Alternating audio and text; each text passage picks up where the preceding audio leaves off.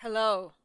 I am sorry my stream is late, but something happened, which late dinner happened, which kind of fucked up my schedule.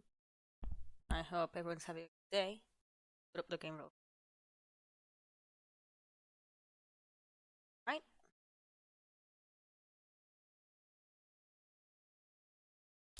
Why is it not capturing?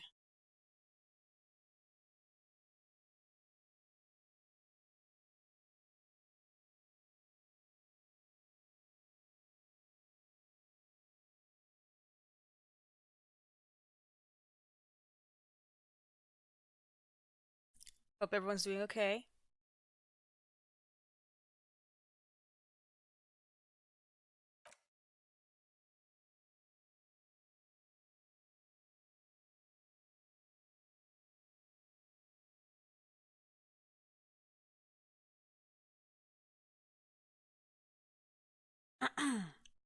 Alright, Disco Elysium. This is a game that I bought a while back when it was on sale, but never got to playing it. There's five of you in there. I see you. You're not talking. Speak up. Speak up. I see you. I see the counter. 5 people. Don't be shy. I also have anxiety. It's fine. Go on. Hello, Javi!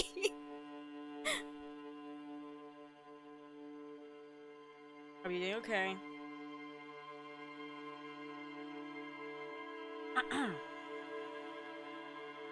How's the volume and everything? Yes, it's good. Thank you, Javi. Thank you for confirming that there's life. Anyway, we're still the game. Let's see. Select archetype. Occasionally we're bad with people. That's me. I'm not that smart actually. There's in fact kind of original ideas. Sensitive, psychological, magnet personality, but stable. Yeah. Hmm. Yeah, I'm gonna try my own.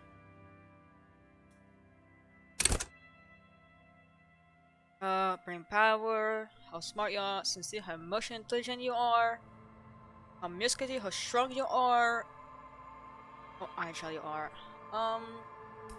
Could make an average guy, right? Like,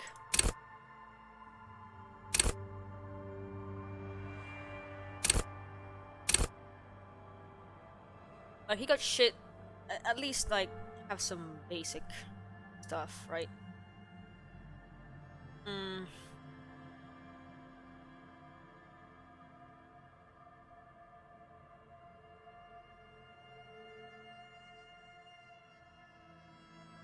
Like I feel I should like kind of keep these two high, but I have to level up these things. Huh. Where do you work out? At the library. I just put everything in intellect and it's gonna like scrawny fucking body.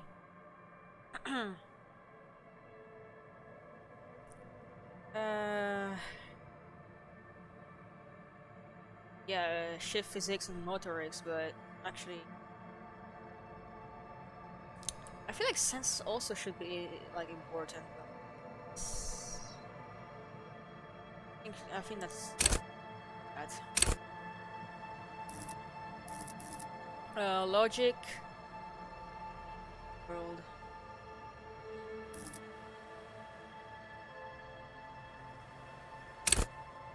Yeah, company knowledge, process, and trivia. Historic practices are participation. Yeah. Lie. Uh-huh. Huh?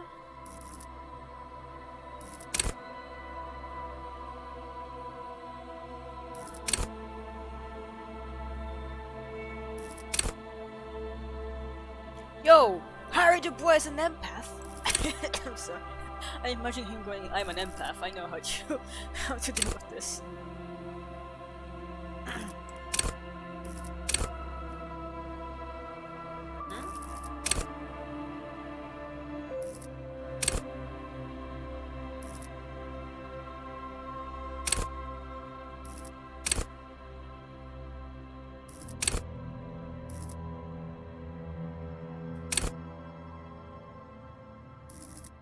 Just looking, sorry if I'm...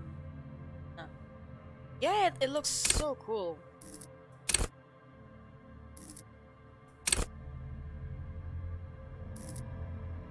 I'm just kind of looking at this. Yeah. Signature skill, let's see. Charm could be interesting as a signature.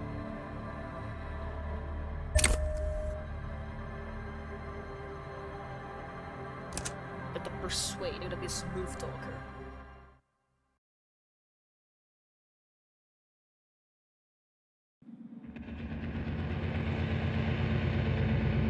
I misread as furries.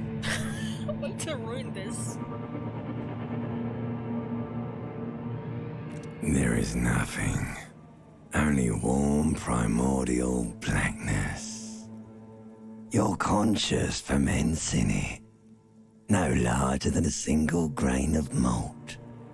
You don't have to do anything anymore.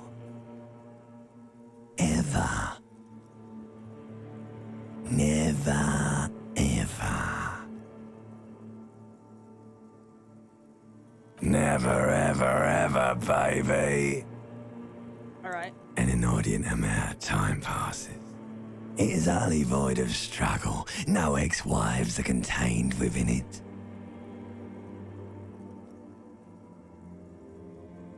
An awareness creeps up on you.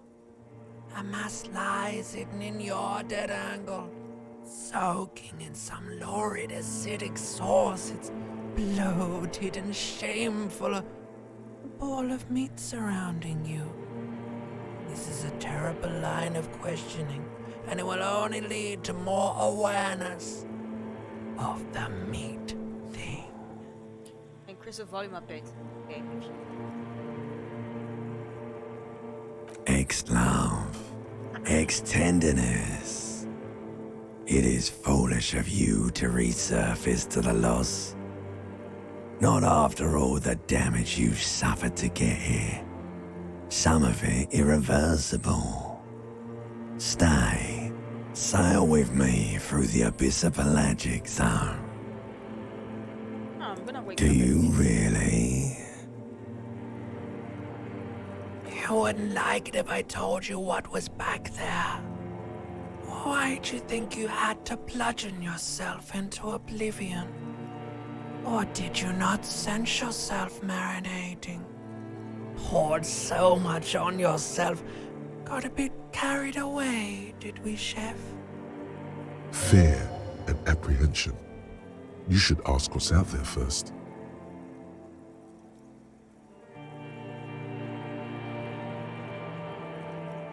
There's this giant ball there. An evil apes. And the evil apes are juking it out on the ball. You're one of them. It's basically all just evil apes juking it out on a giant ball. Infinitesimally small. You can't even make out it's a ball when you're joking it out. It's that large.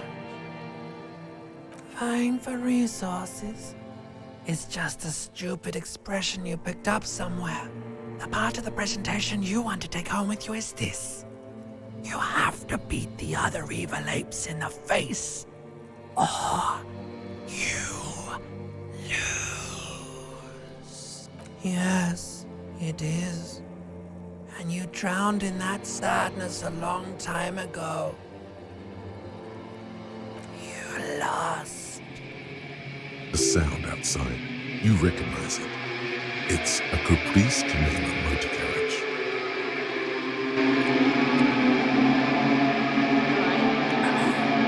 Interesting introduction. Oh, there he is! May not look like it, but this fatigue male performance looks like. Put the socks on.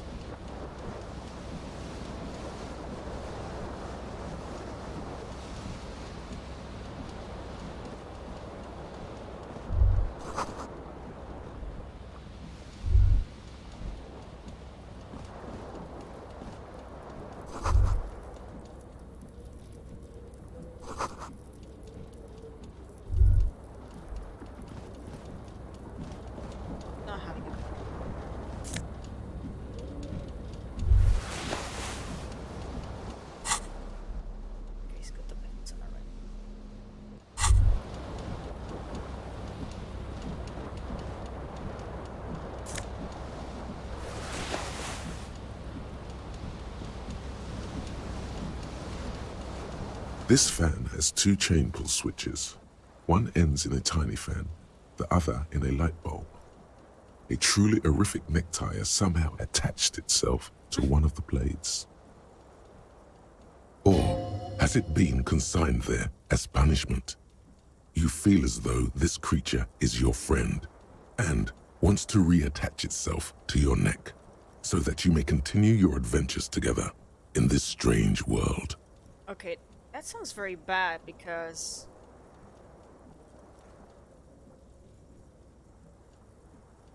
I have weak agility. Should we try? Should we try? Yeah, let's try that.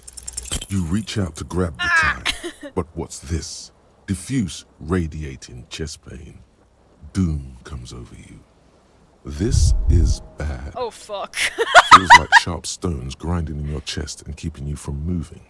For quite a long time. Still ongoing. Finally, the pressure recedes. You find yourself covered in cold sweat and trying not to move, hoping it will keep you from dying. The blades come squeaking to a halt. It should be easier to reach the tie now.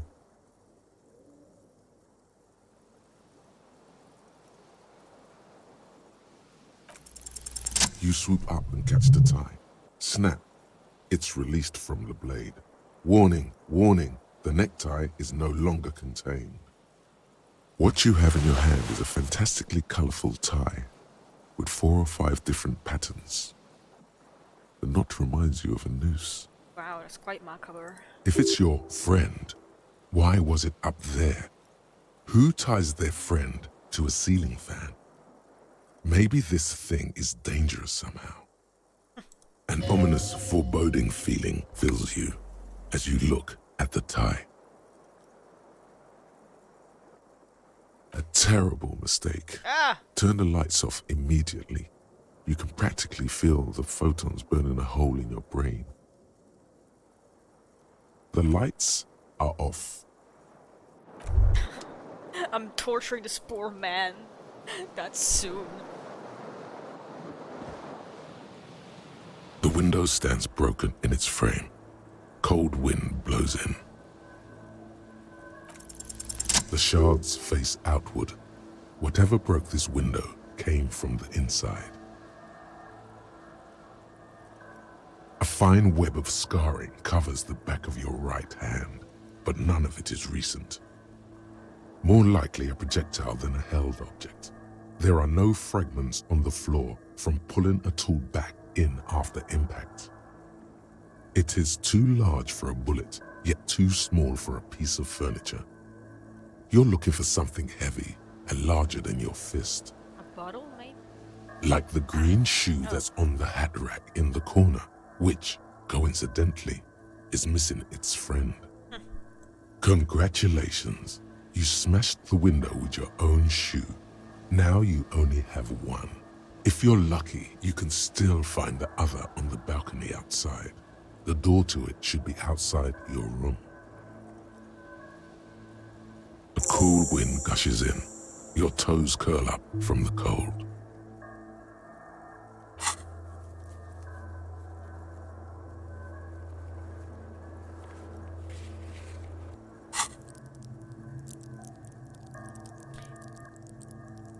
Stuff.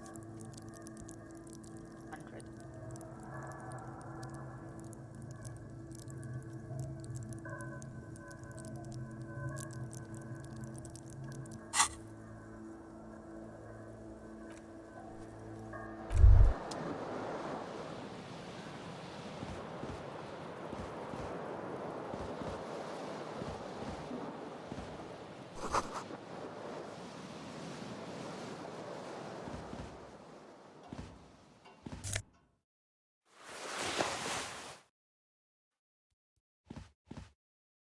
A mirror hangs above a bent and broken sink. In a fierce discharge of masculine energy, someone has ripped half the faucet off. Hot water sprays from the base and steam covers the mirror. You cannot see yourself, just the outline of a man. Suddenly, you realize you have no memory of the face that awaits you there, underneath the soft vapor. As you slowly reach your hand towards the surface of the mirror. Abort. You clearly have not thought this through. You won't like what you see there, and you will never unbecome it. Behold. There he is! Look at this beautiful man. Look at him. He looks like he's about to break down crying. You have no idea who this thing is, do you? Yeah, let's go to the very It appears you're also dead. There's clearly rigor mortis on your face. Oh wait, is that an expression? Are you trying to make an expression with that face? Why? 'Cause I'm a superstar. Please stop. It's horrible. You're scaring yourself. You can't, can you? It's like it's not even voluntary anymore. You have worn that grin into your face, and now it won't come off. What does it even mean? He's so pathetic. What is the emotion you're trying to convey? Superstardom! It's meant for the ladies. Yeah. It might have been 10 years ago. It's little more than a cadaverous spasm now.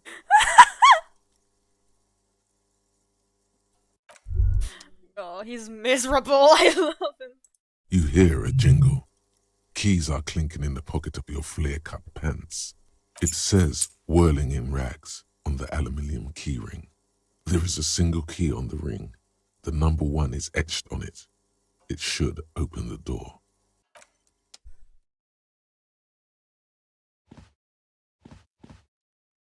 So pathetic. I love him.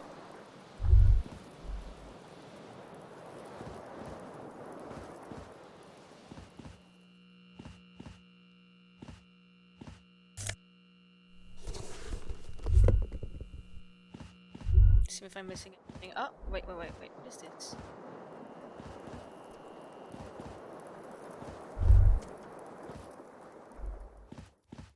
Go faster, Harry!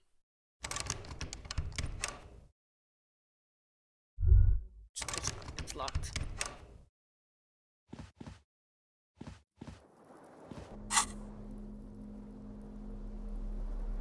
It's just one shoe. Oh, what a disaster.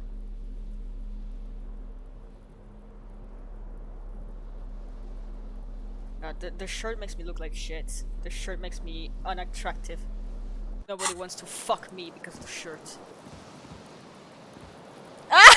Yeah, I saw it. I saw your Winner's Prime. Progress, wink, wink, nudge, nudge, nudge, wink, wink.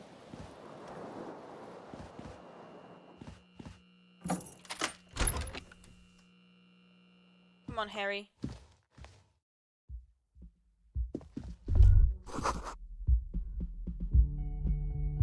Hello, officer. The young woman raises a cigarette to her lips.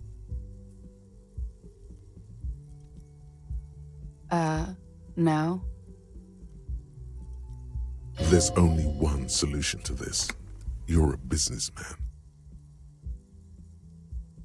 Because you're a police officer, sir.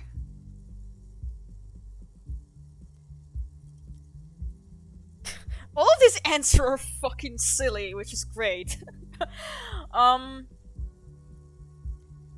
am, yes. Unless you've been feeding us a set of very well-rehearsed lies all this time. You've been here for 3 days. On official police business, no less. Couldn't say. In truth, so far, mostly drinking. I'm not trying that. I don't think I wanna try that. Listen, I just woke up, I have a bad hangover, I smell like alcohol. I'm gonna be... I don't know. Admittedly, if I try, I could get some experience, but... I'm gonna sound creepy. I don't wanna sound creepy. Wonder how would me be an officer of the law. Yeah, you know what? Fuck cops. Don't be so harsh on yourself. They let almost anyone be a police So officer. true. A glib remark. Don't let it stand. Assert yourself. A fondness for contradictory statements.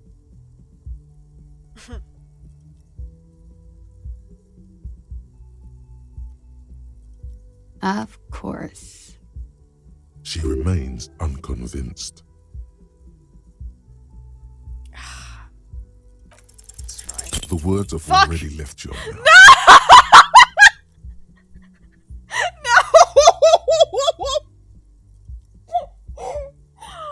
Yup! I knew this was gonna be a disaster! No! Harry, no! Don't say it! Harry, no! What was that? That's not even how words are used. Okay, I'll say it again. What did you It's say? funny. Come on. Say it again. She knows that it's... No. You see, that's not what you said. Listen, I made You her said- laugh. I made her laugh. Come on, man. Freddie, please. One more time. Sure. Goddamn right you did. You crazy asshole, you. What kind of cup are you? Superstar Cup. I'm the sorry cop. Oh god. I think I might have lied. Oh, this is gonna be great. Okay, that's cool. Or if I can just maybe ask you to elaborate on that superstardom a tiny bit. I have certainly been entertained. Thank you. Whatever you are, you should stick to it. Otherwise, it's gonna suck for you later when you have to interrogate me. That was great. And for the record, no, I didn't do it.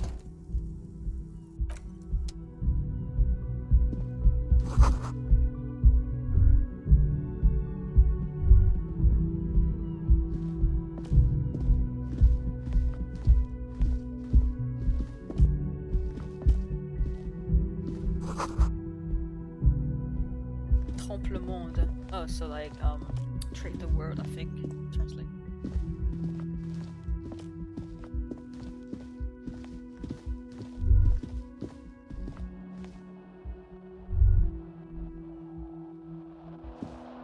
Oh, wait.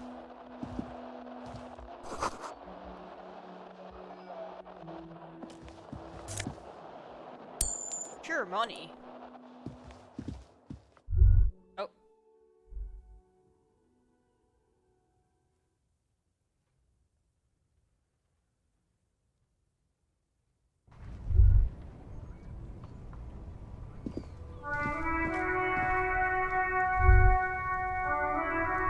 Shoo!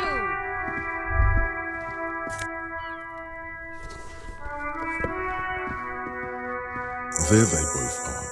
Two identical shoes, both copiously green and indiscriminately snakeskin, reunited on your feet, like two baby crocodiles.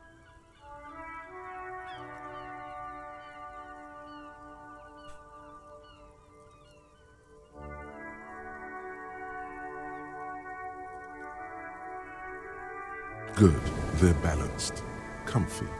Feels like the only good thing about you right now, truth be told.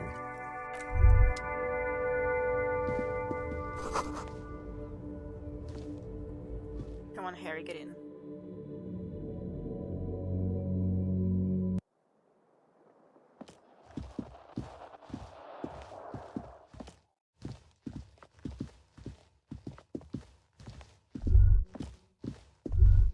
The door is closed.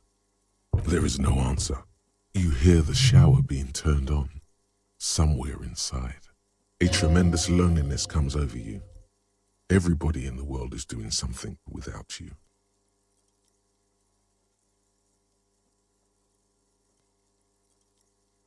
What should I say? The door is indifferent to your loneliness. The world does not care. Still no answer. Still nothing. Still nothing. Alright, bye.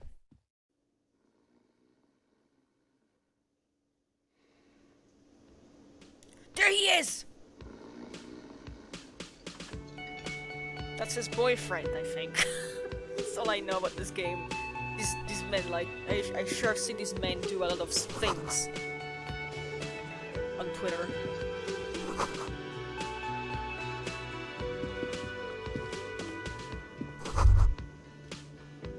You should totally sing karaoke here, the first chance you get. Your emotions need to be expressed. People need to know your vast, oceanic soul. Smart. Exactly. It's measured, level-headed through a PA system. By other people.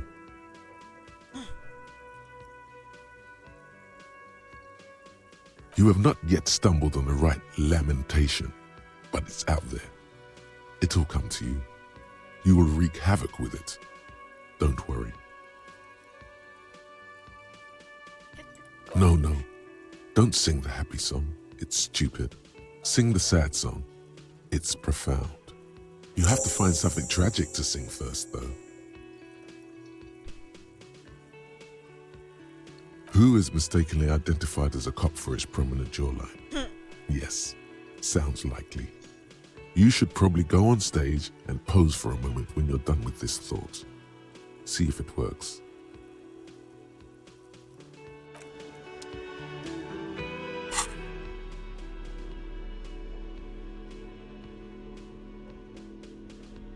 Oh, the fucking trouser give me shit so along the...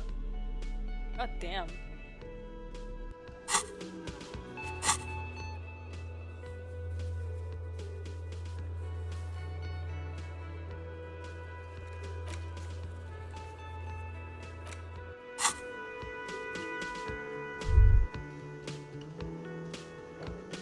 Talk to this guy. A man in his late 20s stands behind the counter, inspecting a stuffed seabird. As you approach, he gives you a sideways glance, then looks down again. That was disdain in his eyes. Even now he is purposely ignoring you. Looks like he's not a fan. A competent work of taxidermy. The white and brown seabird lies among piles of coasters and drying mugs. One of its wings broken. The man is trying to mend it. Looks like the bird was ripped off the shield that was used to mount it, most likely on a wall. This is the Great Skua. The seabird is the symbol for the discovery of the Insulindian Isola, the part of the world you are in right now. Something about it makes you feel bitter.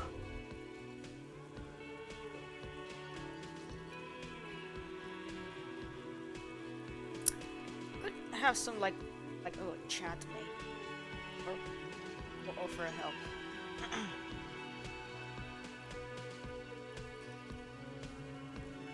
Look, your buddy is over there. Why don't you go and talk to him, okay? Be assertive, but I don't want to be a... He pretends not to hear you, concentrating on the bird instead. Oh no, you're a hero. A real hero. He's being sarcastic. Could the massive property damage upstairs have anything to do with this? Am I? Or did you ride in, take the body down, solve the murder, and not trash my hostel room? Yeah. No, you see, actually, you didn't. You haven't done anything even remotely useful since you got here. No, I haven't seen you around. I'm not always here. No, I'm not the bartender. I'm the cafeteria manager. Different. Mm-hmm.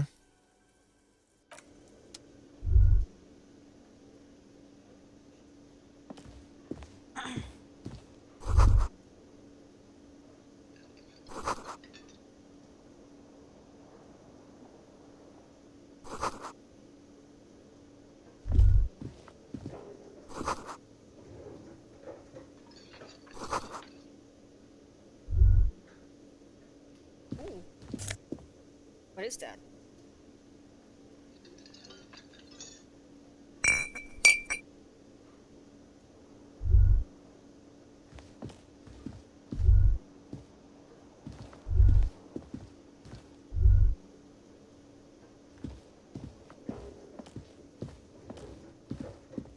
Very quiet. Very quiet.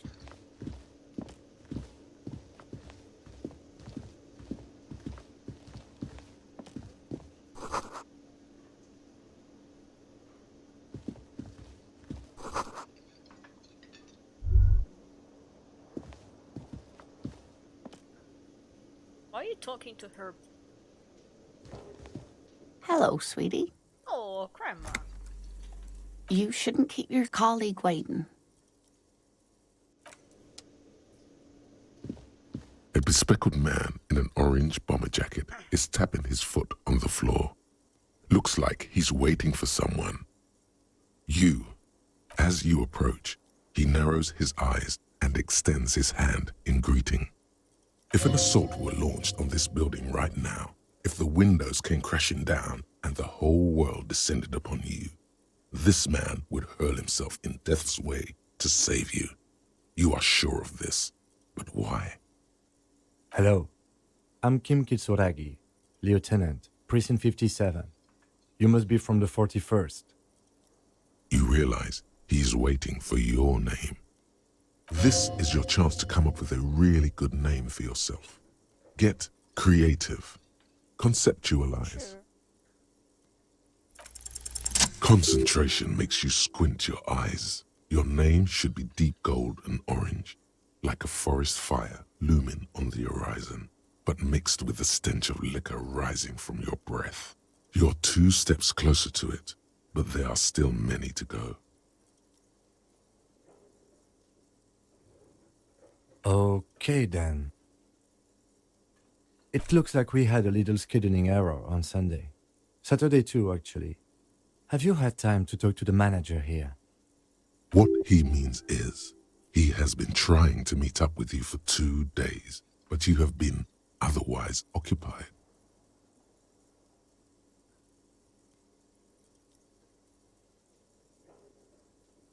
If you don't mind, we should talk to him again. Ask him for a rundown of the area. Now that I'm here as well. I understand the scene is out back, right? It also wouldn't hurt to assure him the police are finally here. In full force, I mean. Have you mapped out the initial interviews? Okay, we'll have time for that after we take a look at the coroner's case. Have you removed the dead body from the tree?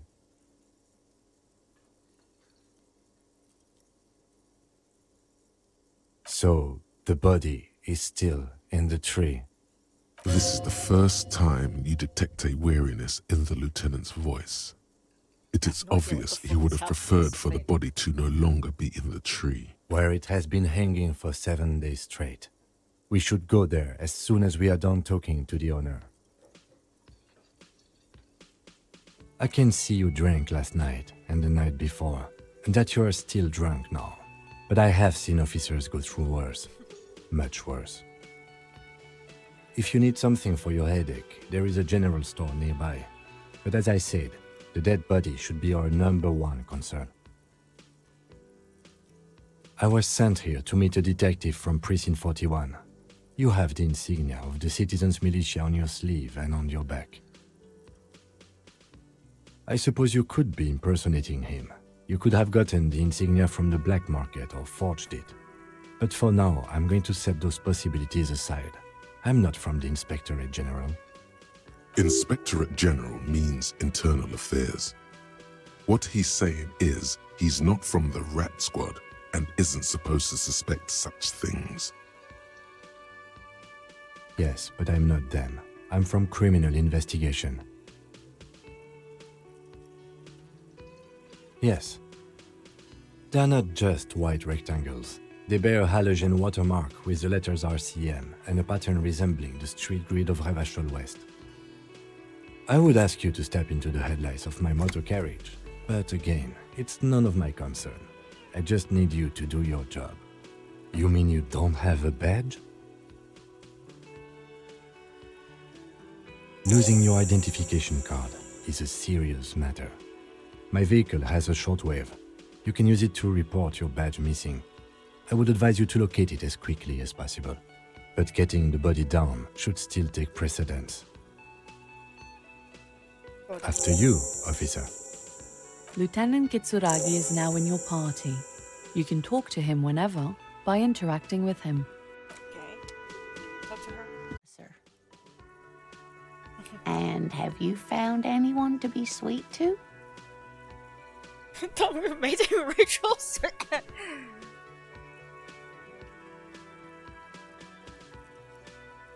You rascal. Uh, I'm too old for you, and too married besides. Your advances haven't thrown her off one bit. In another place and time, she would have probably welcomed damn, your Harry attention. likes those J milfs. You must forgive me. I'm getting so scatterbrained. I completely forgot to introduce myself. I'm Lena. My husband Morel and I are staying with our friend Gary just down the street, but I come here for tea when they're away. Oh, Javi, hold on. You're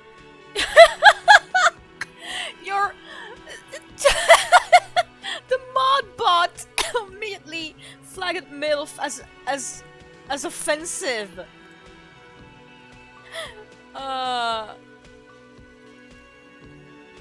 This is so stupid. Twitch. This Yeah, Lena is censor- wacky censorship. enough for the motley crew. Hire her on the spot.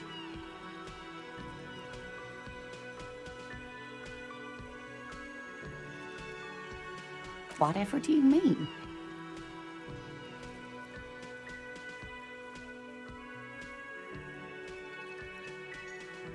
Sequence killers? Funny. Oh my. But I think you already have a partner, sweetie.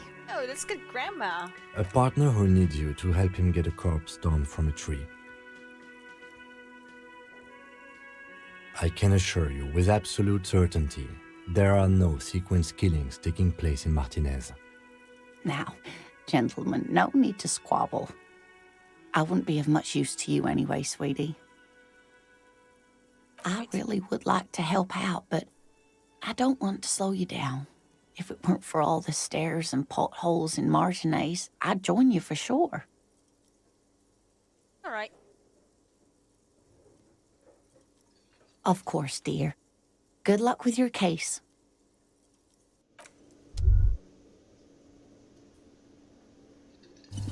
Jesus, that glitched.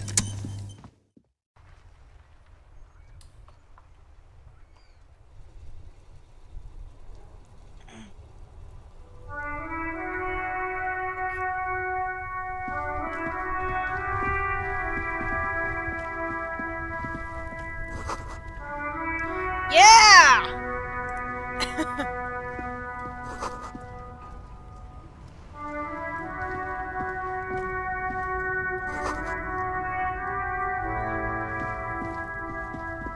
The RCM in Martinez. What can I help you with? Of course. What can I help you with? What is this fuck the police business? Excuse me? She's uncomfortable. Maybe you should drop this line of questioning. No, I wanna show that she's right. Oh. Well, I didn't write it there. I'm just sitting here.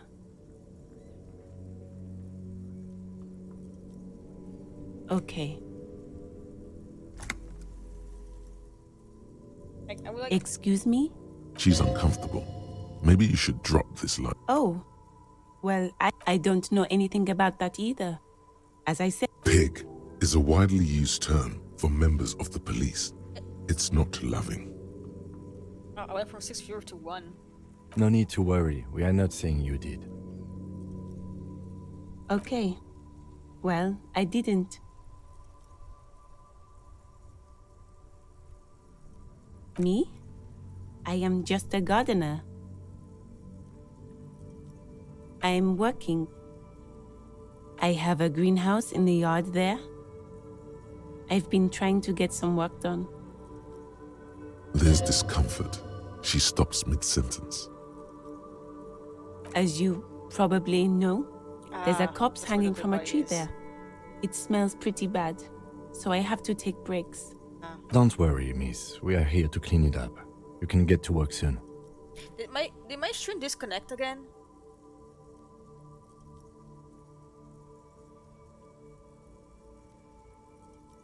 Did my stream disconnect? What the fuck? What's going on lately? Thank you. My head is about to explode from all the salts I've had to inhale. Since the street sign's messed up? Okay. What do you need?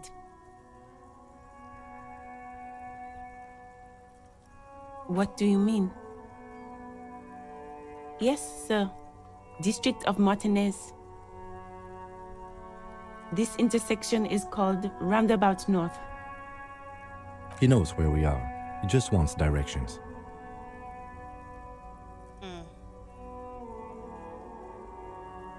No problem. Of course. I won't hold you back. Her gloves. You get the feeling that you need them. You have a dead body to deal with after all.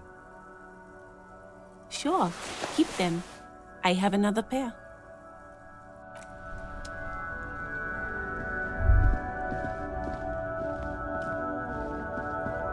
This.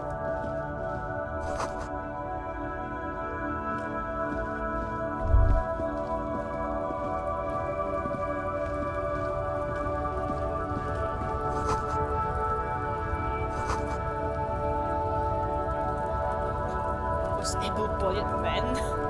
What?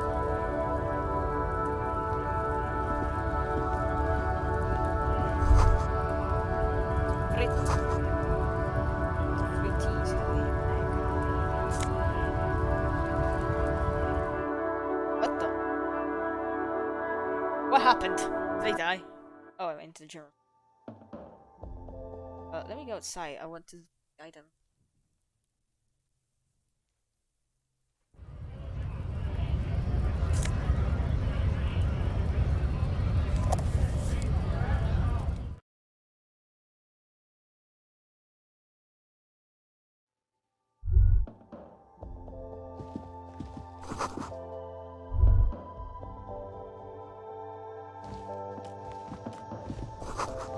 Oh, that's the song I need.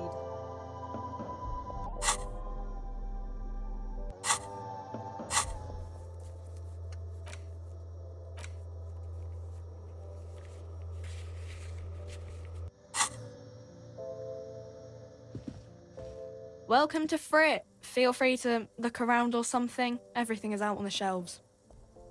What's that magazine she's reading?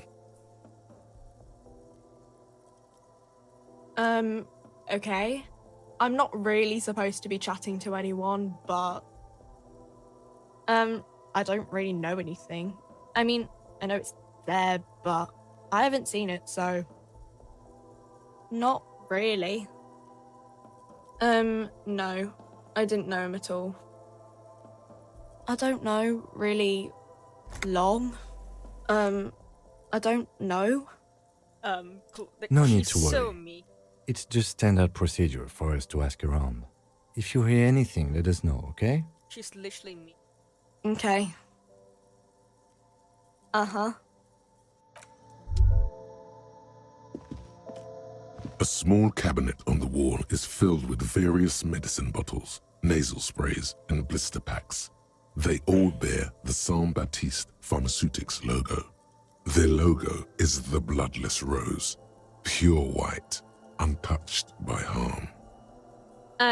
Just ask me if you need anything from Saint Baptiste. We don't stock prescription meds, but we do have Nosafed, Duramine, Magnesium, and Hypnogamma. I don't have.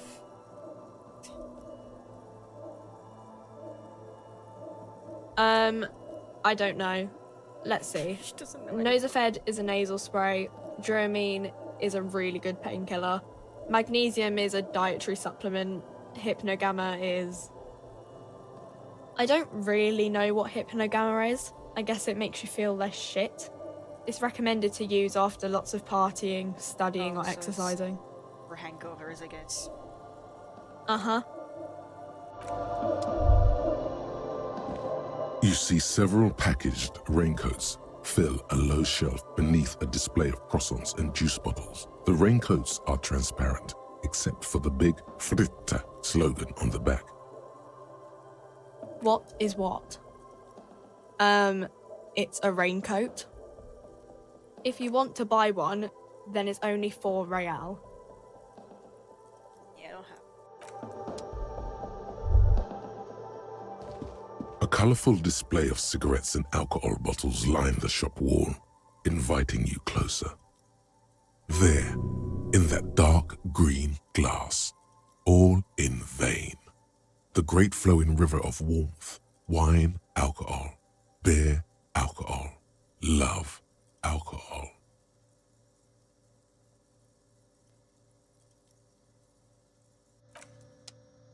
It was that guy I had to talk. Oh, wait. The tear machine stands in the corner. A sign says, 1 bottle equals 10 cents.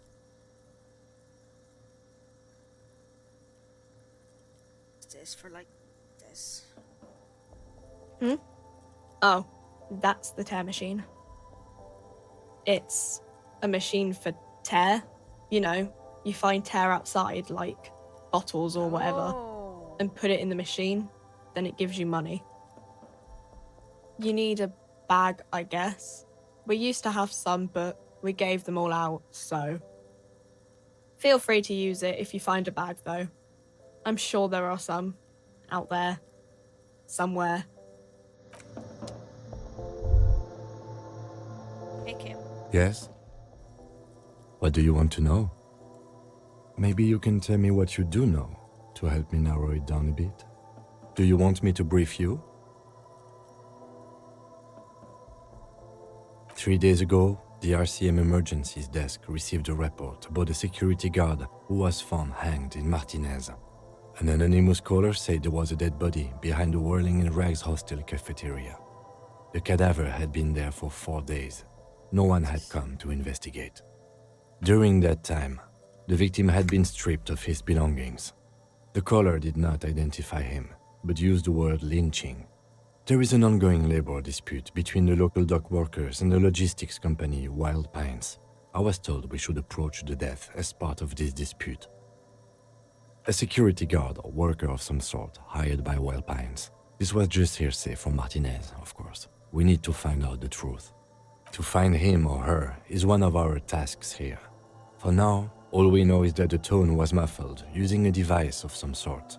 The desk could identify neither the caller's age nor sex. Let me promo the stream a bit.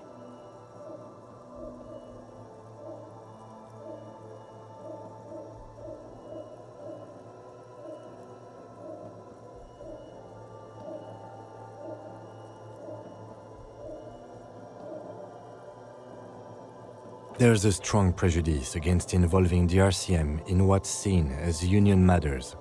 The dock workers' union is the de facto police in Martinez. Now it appears they've started executing too. We cannot allow that.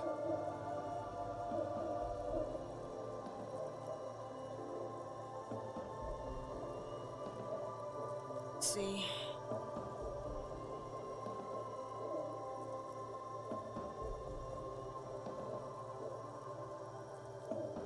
That's us, the Revachol Citizens Militia. We're the police in this city. The RCM, or the Revachol Citizen Militia, is the police force you and him are part of. A self-organized peace corps of the occupied city of Revachol. The RCM operates within a legal twilight, yet its authority is rarely questioned. It's super useful to know this. Just to be clear, we are police officers. It's our job to find the killer. That's the case. Uncover and arrest the killer. Good. Me? I don't see how my life is pertinent to the investigation. That's a fair point. All right, for the good of the investigation, what do you want to know? That's because I'm half Seolite, or quarter. My father's father was from Seoul. So was my grandmother, but from my mother's side. It's not an interesting topic. It's a part of the world, officer. A geopolitical entity and a geographic division. I told you it wouldn't be interesting. I don't know about you, though. Seoul is a protectionist, isolationist, pan-Isolari state west of the Insulindian Isola. Actually, it's quite interesting. Some would even say mysterious. You're barking up the wrong tree. I don't speak a word of Seolite. I've never met either one of my grandparents. and I've never been to Seoul. I'm a regular Revacholière. Alright. Good. Let's change the subject.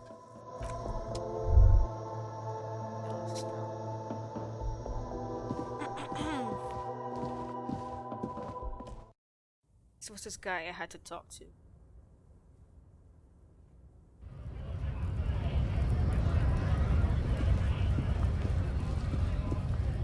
Welcome to Revachol.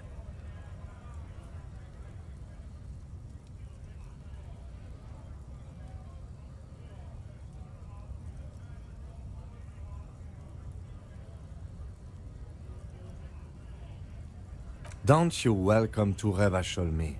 My grandfather came here from a 3,000-year-old racist isolationist culture, while your ancestors came to this island a mere 300 years ago. Damn.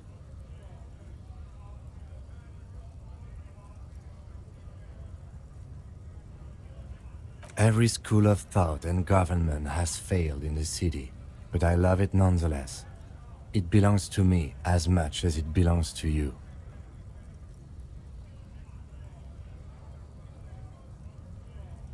It's men like you who keep Revachol divided, making it that much harder for everyone to climb out of this post-war limbo.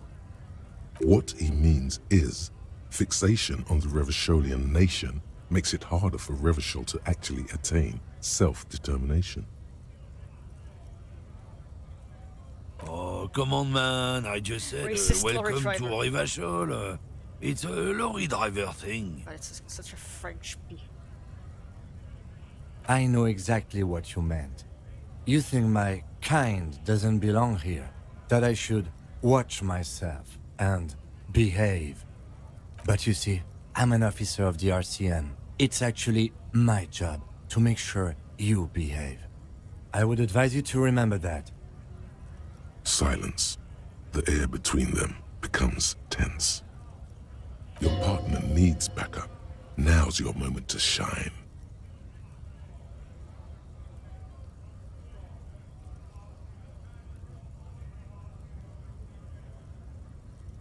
What?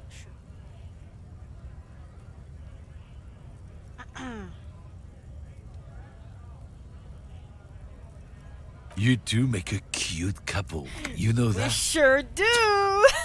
The lieutenant exhales and resumes his regular calmness. Whatever you say, officers. Oh, not much anymore. I'm here to pick up some cargo, but the dock workers are on strike, so This is literally it's what a French sit and wet on your ass situation. It's awful. Listen, I say this as someone who lives in a country where people speak French. I will never, ever understand what's so romantic with the French accent. It's fucking awful. It's that's what it sounds like to me. It sounds like a cat hacking up a fucking furball. Ugh. Anyway.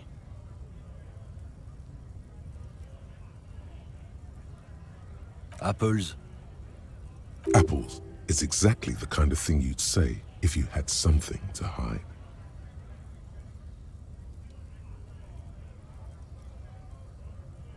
I mean, he's probably not lying. He's probably just saying. Yeah, apples. I take it you had other questions? It's about biological determinism, natural law, the sorting of the races. This guy needs to die. Not the most popular topic nowadays, with a coalition in charge and all. You might want to change the topic. That is, bury your head under the sand like common sheep. I'm not just racist. Look, I've read books, huh? The science of racial theory has all been proved, even if some people don't want to accept it. You should be killed. People who've studied these things say that you and me are superior by design. So, naturally, we Occidentals should be in charge. Obviously, you can see the merits in that.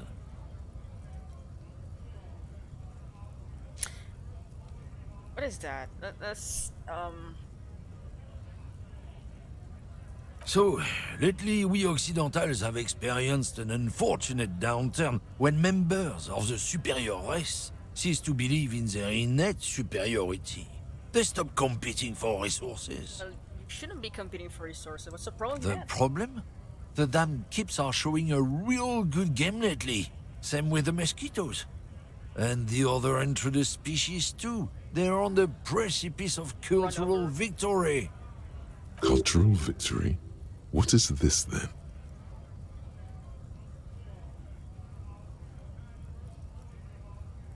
Jump ahead. What does this mean? Does it mean that I'm like leaping at him and beating the shit out of him? What does it mean? 'Cause I don't want to have a glass hem situation. I don't want to have a glass him situation. If you know what I'm referencing.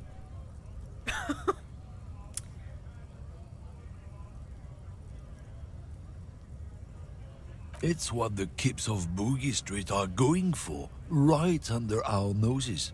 And the others too, on the radio. Heard any chansons lately? Heard any motetos or leader? No. Dominating culture is how they plan to win. They say so themselves. It's true. Also, you need to realize the dangers of mixing races. Who knows what might happen if people don't stay in their birthplace? You might end up with a new sub-race, with unknown characteristics, leading to extra competition. Yeah, That's no, why fuck you. you've got to control the offspring. I hate this guy. Don't push your luck, Runt. I could beat you up. Fuck you. I hate this guy. I hope he gets killed or something. Money.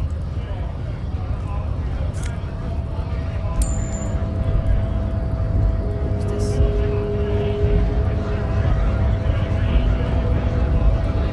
Scab? You're hazy on the notion of a scab. Smells like politics, though. Maybe it's got something to do with the flask he reaches for from time to time.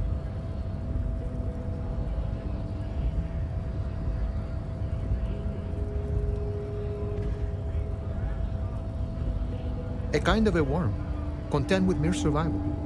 They come, they want to do our job for shittier pay, screwing over both themselves and us. Everybody loses. Beats me. Somewhere in the ground, I think. Gotta be bloody stupid or freaking evil to scab. Or I guess scared, maybe. But scared of what? Of who?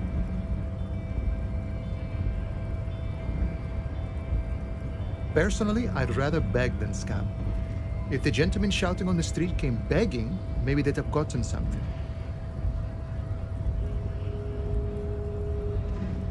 Thirsty.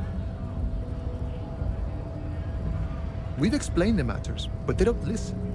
This lot would be reasonable and go home if the big guy wasn't riling them up all the time. I was just messing with you.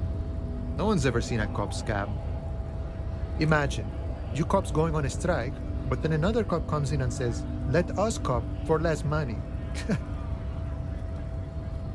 Speaking of, what brings the RCM here? To the Wild North? Come to see the strife? Murder, huh? That sounds like a lot of hard work. You'd never see me investigating a murder.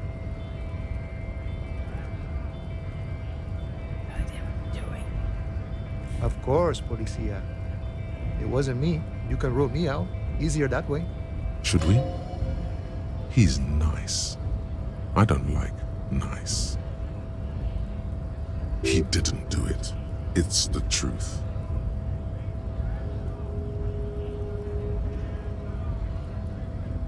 You know, serious business.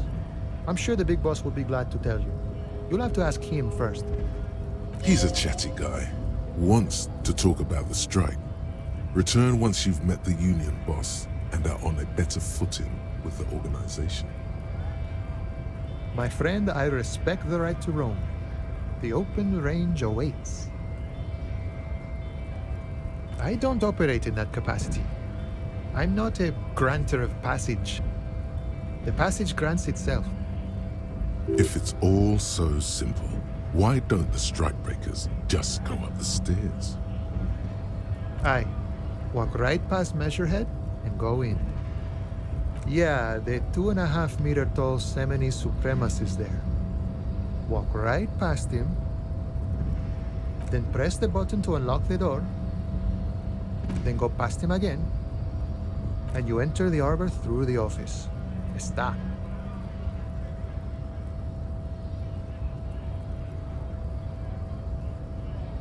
Don't worry, I'm sure it's not completely impossible. For example, you could best Measurehead in a physical confrontation. My stats in that specific domain are fucking shit. Or you could convert to a Semini supremacist worldview. No. Or I don't know what it means, but maybe it actually is completely impossible. Sure.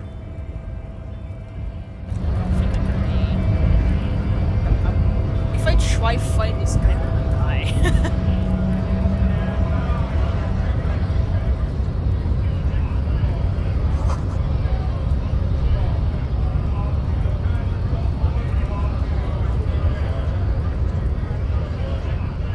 Bastards! We have a right to work! Hold up and stay frosty, everyone. Cops are here. Alpha male. You here to fuck with us? Beat the honest worker down. No, Good. We're fighting for a cause here. I'm for the union. Right to work! Right to work! Besides, we're not that different. It helps if people see us talking, cops and strikebreakers together. Shows authorities are on our side. Builds confidence. Rights of people, rights of workers, to have gainful employment, to make a salary, and feed their families. Yeah. His manner of speaking is wooden, the tone of voice bland and uninspired, almost as if compiling replies from a set of learned phrases. Maybe you should ask them the questions, like why we're not allowed to make a living here. Shame on you! We have families to feed, you piece of shit. So do we, Scott.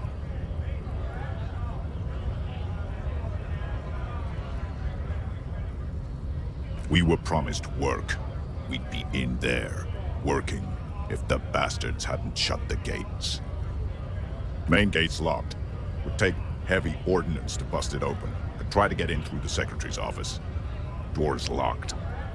The guards blocking the way to the access panel. And I don't mean the scrawny mess punk either. I mean head measurer, or whatever he is. Why don't you go arrest them instead? I'm sure they've done plenty of criminal shit. They have that look.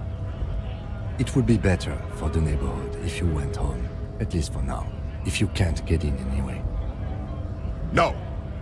They will give up eventually. Or get drunk. Leave the button unguarded. No, you should Then just fucking kill. we charge. Go on. Have fun. Union shits are on full strike. Don't think they're going to let you through the gates. I'm trying. I know nothing about a murder. The mention of a killing sends a barely noticeable shiver of tenseness through him. Interesting. What are you talking about? I'm not tense. The voice acting just sounds tense. Yes, he's tense. Right to work! It's shameful. Cops doing nothing. You should bring backup. Open up the gates for us. Blockading gainful employment for workers is a crime. Why not? Why not? I see numerous reasons not to pick a side in this local matter. A communist. Let us work! Alright.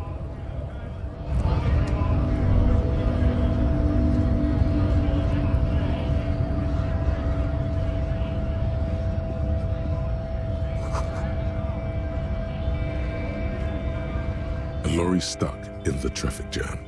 This big, heavy Grad-made machine is well kept for such an old machine. The windows are clear. They've been recently washed.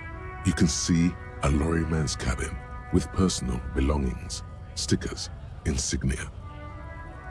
The driver has adorned his space with a substantial collection of peculiar paraphernalia. Proclamations about honor, strength, and purity are glued to various panels. The back end of the cabin has a small perch to sleep, large ashtrays. There are several suns and wheels sewn into the curtains. A book with ragged edges catches your notice. The front cover features a large, muscular man. The title reads, Man from Eamdal in the Lost City of the Pygmies. Racist nationalist paraphernalia. Not unusual in this part of town. This is our guy. Likely, yes. This guy's proud of who he is. Drapes it all over his machine. We should fucking piss on it. Oh.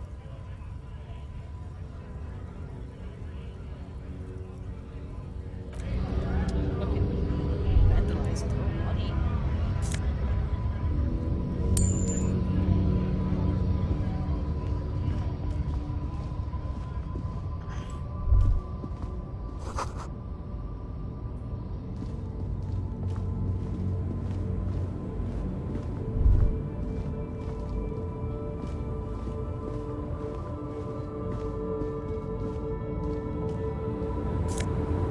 money.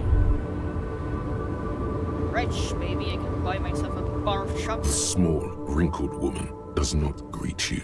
She nods along to something on her radio.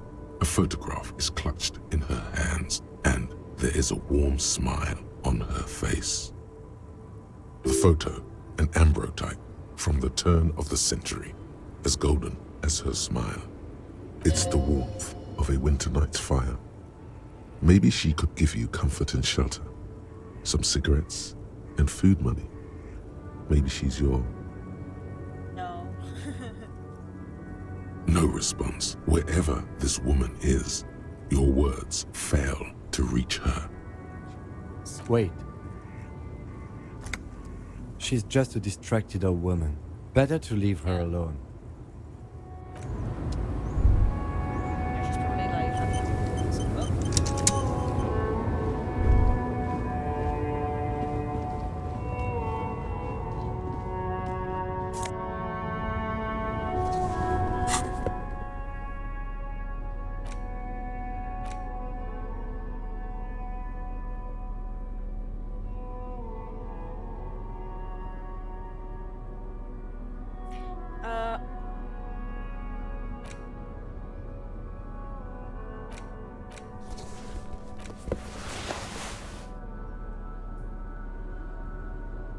Trouser gave me shitty.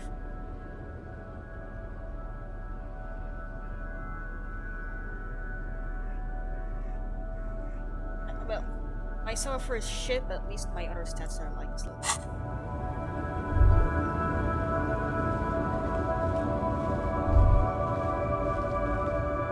An old monument stands in the middle of the traffic island, pointing toward the sea.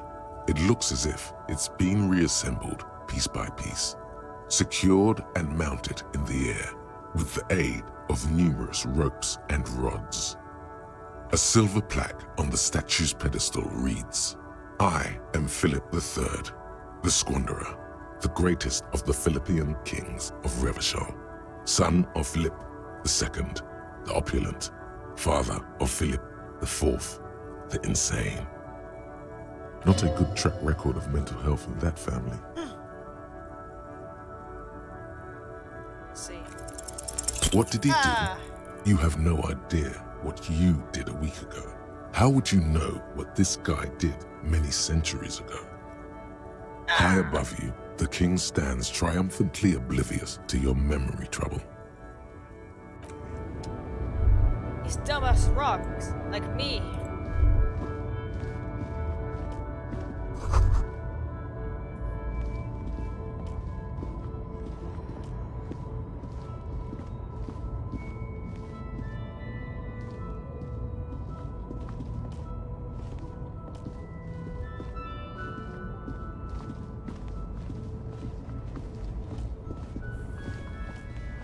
I am a gander and a hunter and a gatherer. Feel like a traveler. A simple little cadence. He seems to be making it up as he goes. From another planet. Hey there. It's the jam, my man. Oh Lord, is this... It's a traffic jam for the ages. Harbor gates up the street are shut tight. No explanation given. Workers on strike, scabs agitating, an all-around clusterfuck. Meanwhile, we're all stuck here in long-haul limbo for days upon days upon days. Upon days. Feels like forever. Like I was born on this here roundabout and this was all I ever knew. Just me and the metal and the tires, the oil and the fumes of mazout.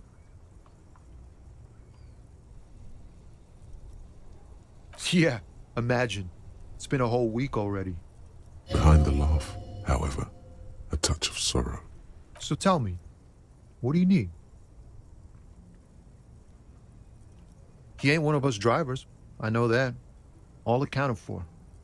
Otherwise, I haven't really asked about that. Been wasting time right here. Keep him busy. It's easy to see he's telling the truth. He's kept his nose out of the dark stuff. Analyzing the fundamental structural and psychological conditions of being stranded in the midst of a sea of motor lorries and their sad, despondent chauffeurs. A sense of surprise there ain't more bodies hanging from more trees.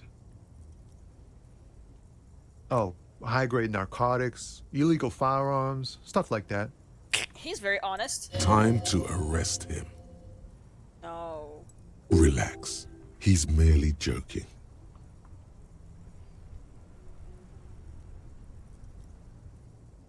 Can't even get a few jokes past you, my man. I've got another haul of found cargo. Mostly sporting goods, tracksuits, and that kind of thing. Tracksuit. They usually get shipped to Grad and the Occident. Though we've been making headway in the Il Moran market lately.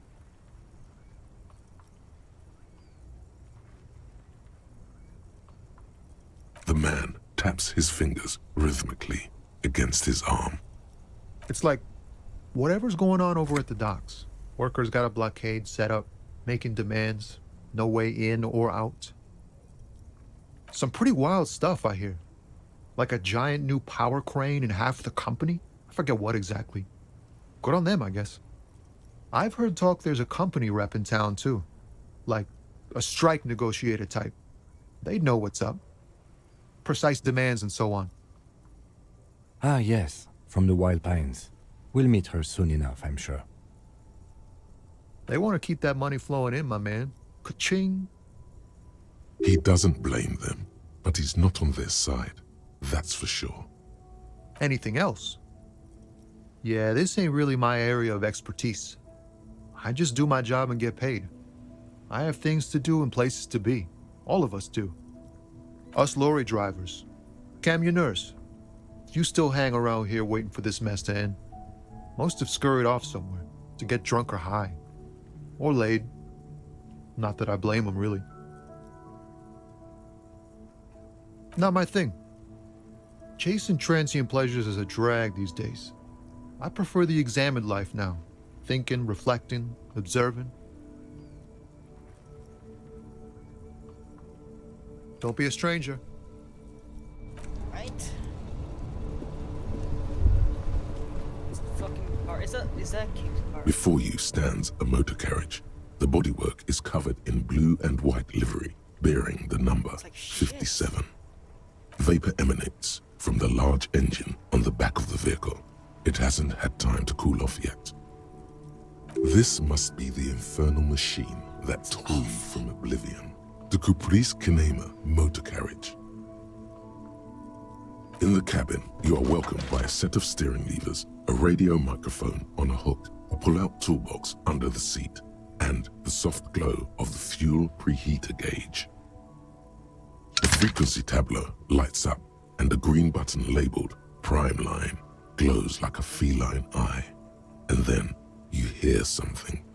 The soft purr of electrical kittens, radio waves cast far and wide over the metropolis. A woman's voice greets you, through the static. This is Precinct 57.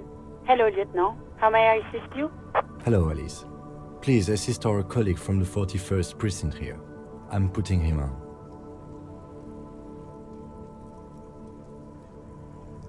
This is Officer Alice Demetri, Precinct 57. How may I assist you? Just a second, officer. 10-2, 10-5. This is 41st. Come in. Over. A scrawny old man sits in a dusty cubicle, smoking, with a large white rectangle sewn on his vest. In front of him is a box-shaped apparatus with an array of wires and antennas. The radio switchboard. The man uses relay code. You got this. You're a cop, and cops know relay code. I don't. 10-4, message received. 10-5, relay message. What's your status? Over. 10-18, state your message, sir. Report my night message. 10-9, over. 10-4, message received. This is a very serious situation. I need to 10-22 the captain. Over. Is it him? What does he want? Says he lost his badge and needs to report it. He what? He lost his badge? This is Communication Officer Jules Pidieux, sir. Over. You mean your partner? Over. What is he saying? He's asking who you are. I'm his goddamn partner. What the? It's your partner, Satellite Officer Vitmar, sir. Did he lose his memory along with his fucking badge? Who lost his badge? Who are all these people? Dick fucking Mullen. Who do you think? It's Officer Dick Mullen from the bestseller Dick Mullen and the Lost Identity. Dick Mullen is not your name. It's the name of a fictional detective who would not lose his badge. Defend yourself. Immediately. They're laughing at you.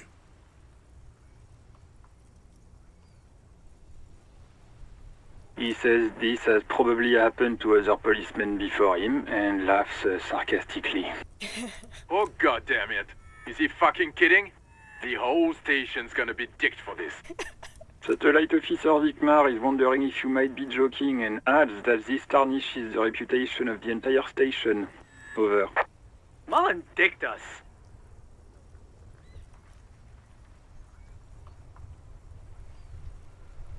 "10-4, I hear you, officer. I'm just going to make a note here that you are in pursuit of your misplaced badge. Over." Fuck me. Mac, come here. You've got to hear this.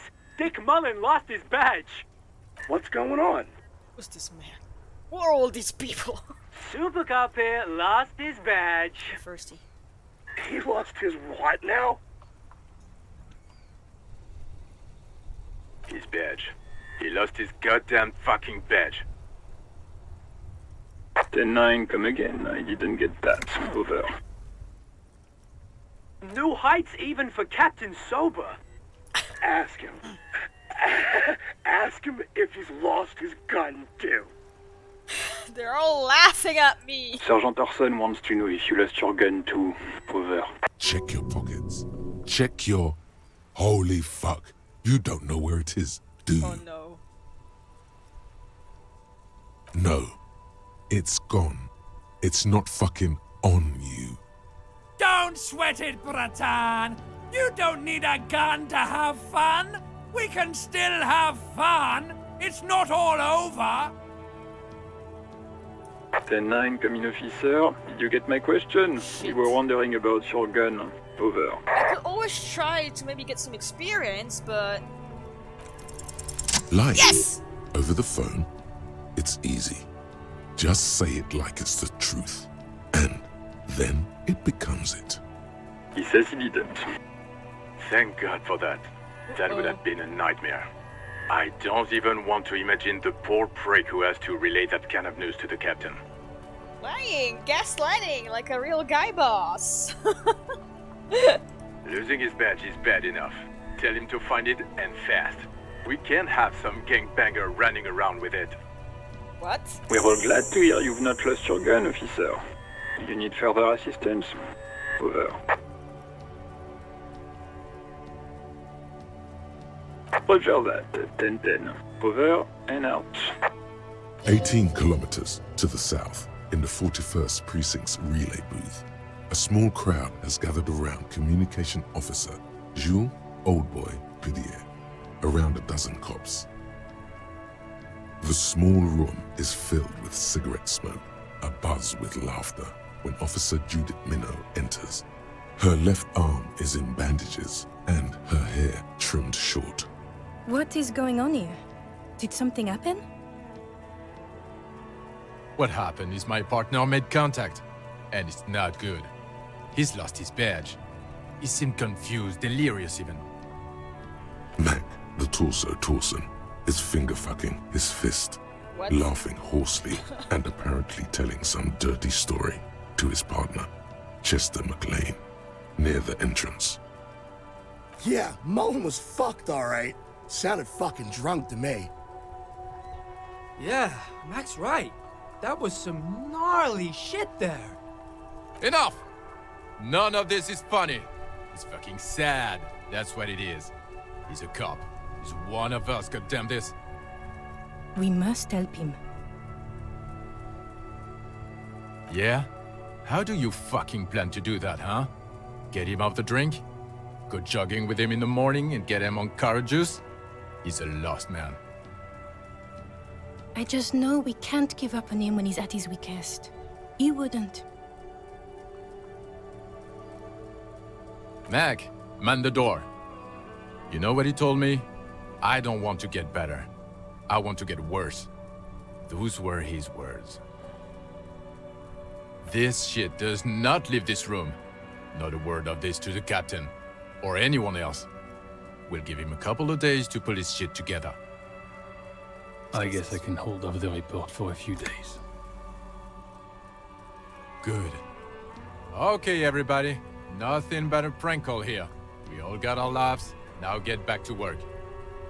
Far north, on the other side of the motorway, the officer quietly hunches with his hand in the motor carriage. Let's see if I can increase it. Shit.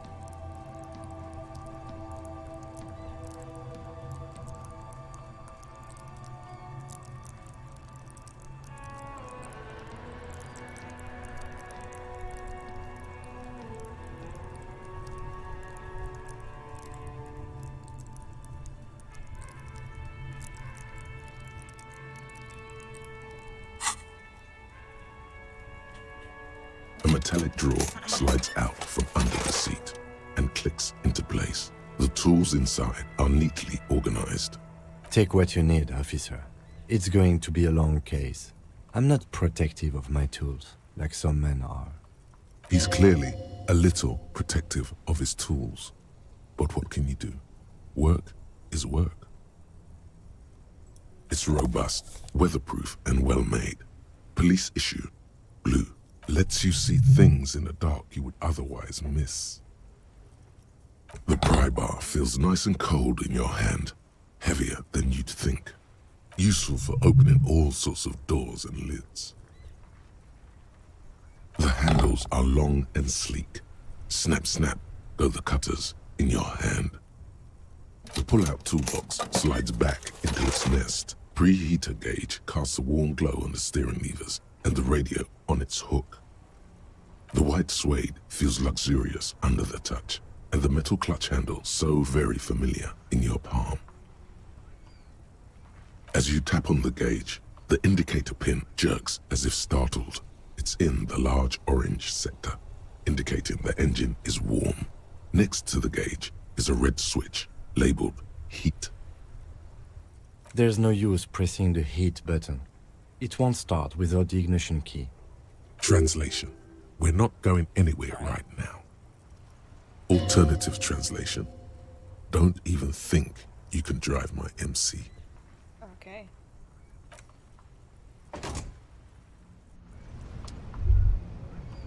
Else over there?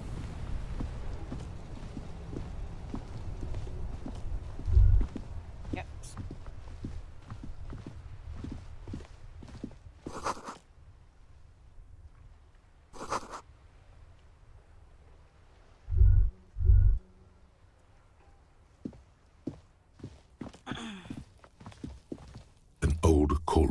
with a matrix of push buttons lists all the companies in the East Delta Commerce Center.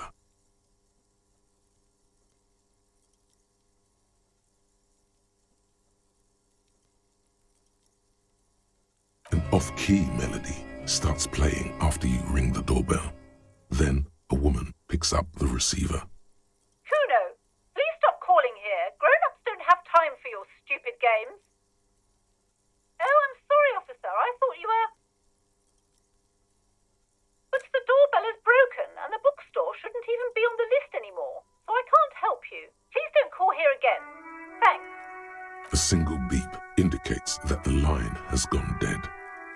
You ring the doorbell, but no one answers. What an ominous name for a hair salon. Doesn't bode well for anyone's hair. All you hear is static, but no one answers the call. You ring the doorbell, but nothing happens. You wait for a minute or two, but looks like someone has melted half the plastic off with a lighter. The doorbell doesn't work anymore. You hear static from the intercom speaker. It sounds as if someone has picked up the receiver, but isn't saying anything. Yes, hello. This is Tricentennial Electric. Have you come to place an order? She sounds almost antique, as if her voice was being played off an old wax cylinder. A receiver must not be working properly.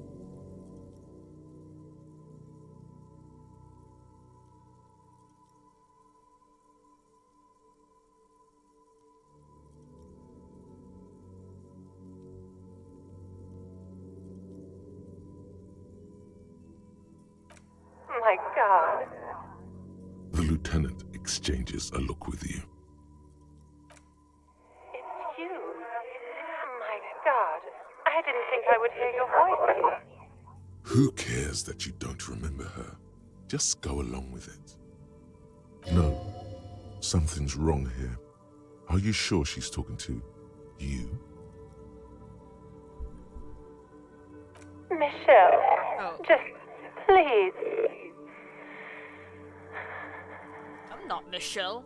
Hello, Booty. Hope you're doing okay. Why did you even call? I don't understand. You've been gone for months. I thought you didn't care. Ever since I came to live here, it's been different. As if my mind's been wiped clean. A spot of static overrides her words. When she speaks again, it sounds like she's submerged. It's so nice. Don't like that. It's so nice to be able to finally forget. She sounds like she's about to cry. She doesn't answer. I don't know, man. Sometimes forgetting is nice. Silence. The only thing you can hear now is static and waves washing ashore on the bay. Another seagull passes by. It's getting cold standing here, staring at the silent call box. It must have been some kind of faulty wiring. We should maybe stop playing with this doorbell. It looks ancient. You press the number sign on the keypad that terminates the call. 12 name cards on the call box read. Silence. No one's home at Fortress Accident. Silence. No one. Nothing happens after you ring the silence. No one. This button looks new, but someone has removed the... This button looks new. It's probably not connected yet. No. Hold on. The last thing you need in your life is more hysteric emotions. Yeah. Forget it. Find something else to do. Still have 70. I would like to level up some, like, maybe physics. So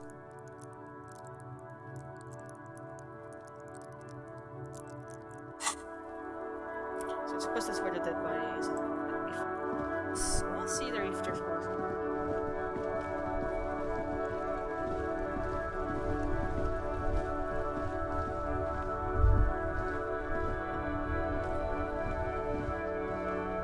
This Poslavantore mail collection box has been heavily vandalized with graffito.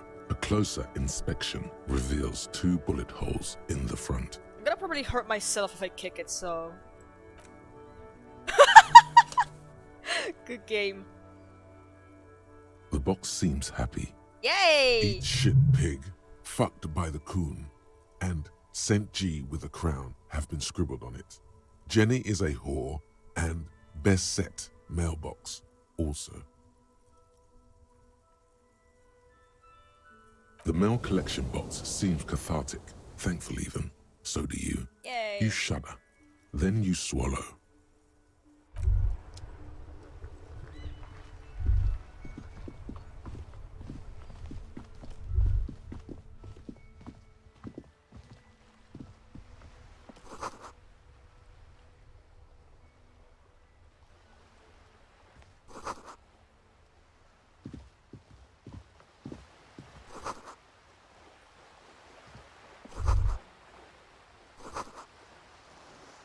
Young house from Vanya.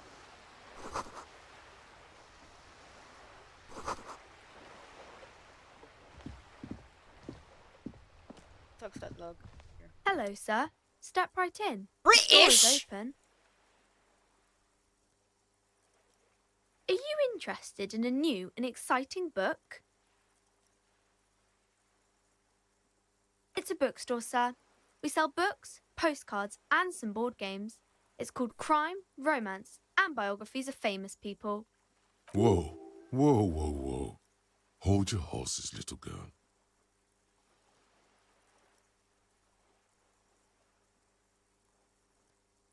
You're fooling nobody.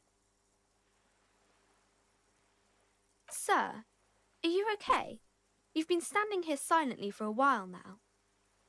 This okay, man doesn't sir. know what I'll try fucking to answer any questions you have. romance is. I What? hope they're about books. What kind of alcohol did you drink? Also, hello, Vex. My name is Annette, sir. My mum, her name is Plaisance. She owns the store. She's inside minding British the register and or French. organising the stock. Oh God! Feel free to step in and browse Disgusting. our wares. So it's fine. I'm signalling that the store is open. Otherwise, people might not know. They'd miss out on the crime, romance, and I don't biographies think you of should famous be people. out there in the cold. What the fuck? A sudden gush of wind turns the pages of the books on the counters. She covers her face, smiling. But she's cold. Dismantling the free market. Kind of you to offer, sir. He is very much an What could you do amoeba. to help her anyway? He's an amoeba that somehow has some kind of a brain. Hello, welcome to Disco. Oh, no, sir. I'm happy to help Mum by luring in customers. Freezing! Besides, I have some hot juice in my vacuum bottle to keep warm. Okay. I do my studies at home at the moment. I have to help Mum keep this place running. Mum says it's necessary to do both because it builds character. Mum says a proper worker is dutiful. That's how you get ahead in life. You succeed. Mum says it's peachy. She was a little afraid at first. There's talk about this house being cursed. Behind her, the window has been boarded up. You sense the boards creaking, twisting for a second, and some kind of doubt in her tense shoulders. Cursed in the way that makes them say that no business has ever really thrived here, sir. That they all go... Exactly. But we've been doing fine so far. They shouldn't be, but they seem real. Anyhow, they say that these grounds are doomed for businesses.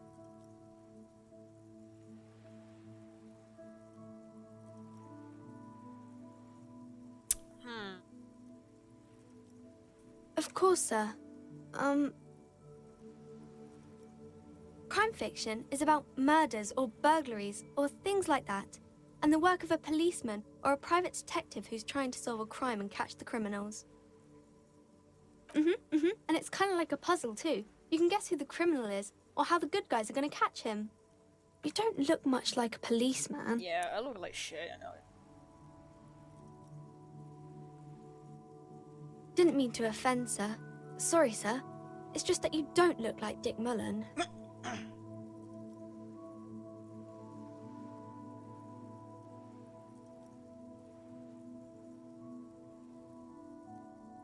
Head, yes. No, it's your soul. Your blue soul. Not head, child. Heads.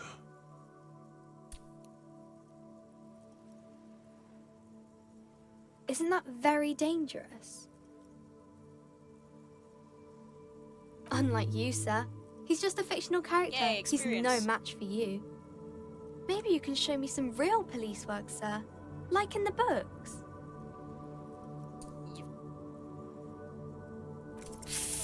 The girl keeps her hands folded, hidden. Why is that?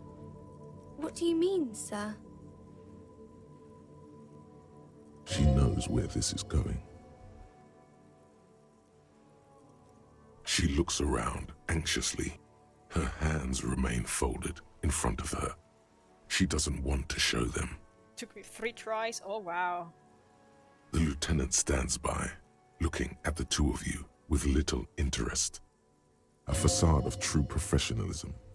He is far more intrigued by the situation than his poise reveals. I want to be reassuring. She brings out her reddened hands, her nails frayed, nearly chewed down to the flesh. And you knew this from me keeping my hands folded? Well, that proves nothing. Anyone could do an easy deduction like that. She actually is impressed. This is more like a defensive reflex. She nods, half provocative, half enthusiastic. Maybe so, sir. Okay, I know it's a bad habit, and I shouldn't. It was okay, sir. There's more that can be achieved here. Ask her to do the same. If you say so, sir. It's the type of book where there's a rich lady and she has to choose between the good man and the bad man. Or there could be a story about a poor lady getting a rich man. It's about man and lady business, sir. Both not bad. These are not very common. You can't have a choice between bad and bad. Nobody wants to read a story like that. Well, maybe then it's fine. Maybe if the lady then decides not to pick either, because she doesn't need a bad man. Yes, that would be interesting. That's really not a proper romance story. That's more like everyday life. Not in romance books, sir. These are about nice and pretty people, and everyone is happy in the end. It happens, but usually the guy gets rich in the process, or should actually be rich himself, but has lost his family property unjustly, like during the revolution or something. Those are unhappy books, for most of the pages. People sad about what they have lost, but then it all turns out just fine in the end. I haven't read many of those. Maybe you should ask Mum. I'm sure she can help out. Anything else you're curious about? Maybe some about other books? Oh, kings and queens and generals of old, or artists and writers, or musicians, those kinds of people. There's usually something extraordinary about them. I think that's why people read them, to find the secrets of their fame. Seems like most people who read those books fail to get more famous from reading them. But it does make the famous people more famous. Okay, sir. Right. Ah! I like how it freezes. It's scary. Oh yeah, let me promote the stream again. One second.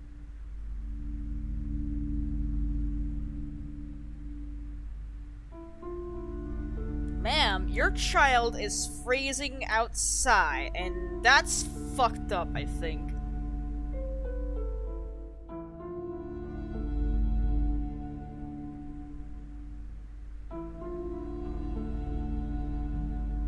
You know what I don't like about the fucking Twitter views being a thing, aside from the fact that it's gonna, like, completely fucking tank the confidence of artists who already don't feel very good about their art, is also the fact that it slightly moved the other icons. So when I mean to retweet something, I accidentally click reply, and I'm like, what the fuck? No, I don't want to click reply, I want to retweet. Welcome to Crime, Romance, and Biographies of Famous People. My name is Plaisance. Be welcome, and please take responsibility for the energy you bring into this space. I am the proudest owner of our little shop of culture. She has fine-tuned her voice to find the most welcoming approach for attracting new customers. It doesn't work. Annette, yes, my daughter. I hope she wasn't slacking off again with her nose in science fiction. Tell me, was she at her post doing her job like a proper girl? Wonderful. Did you talk to her? Great. On a scale of 1 to 10, how compelled were you to buy books after talking with her? Well, do you have science fiction books? Her opinion of her daughter depends on how well she lured you into the store. My precious. She's very nice. Her dedication brings joy to my heart. If you have children, I hope they turn out as great as my Annette. I mean, both gay, so I think, I don't think we're gonna have, like, biological children, but we could adopt, I guess.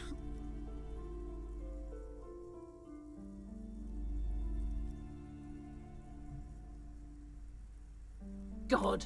I've told her not to do that. It's such a disgusting habit. She'll get over it. Anxiety is a part of life. A part of hers, too, clearly. She can, if she has enough willpower. This is what's called You growing suck. pains. This Life isn't woman easy. sucks. Life doesn't give breaks. Come on, ma'am. It's obvious she can't do anything about it. You are placing an unnecessary burden on a young child. She stands stiff and severe. Yep, like, silently you shouldn't fuming. fucking put your 10 child or out so there in the seconds cold. pass without change. This is a person coming to terms with a new reality, one where they are wrong. It's not easy. She's looking for one, but there simply aren't any good arguments for being an asshole. Oh no. Hold on. I need to invite her inside and apologize. She must be freezing out there. Why are you putting your kid out there? There. You suck. I don't know what to say to you. My husband, he tries to teach me business lessons. I have what my mother called a dull mind. All this stress. It sounds like both the husband and the mother treat her the way she treats Annette.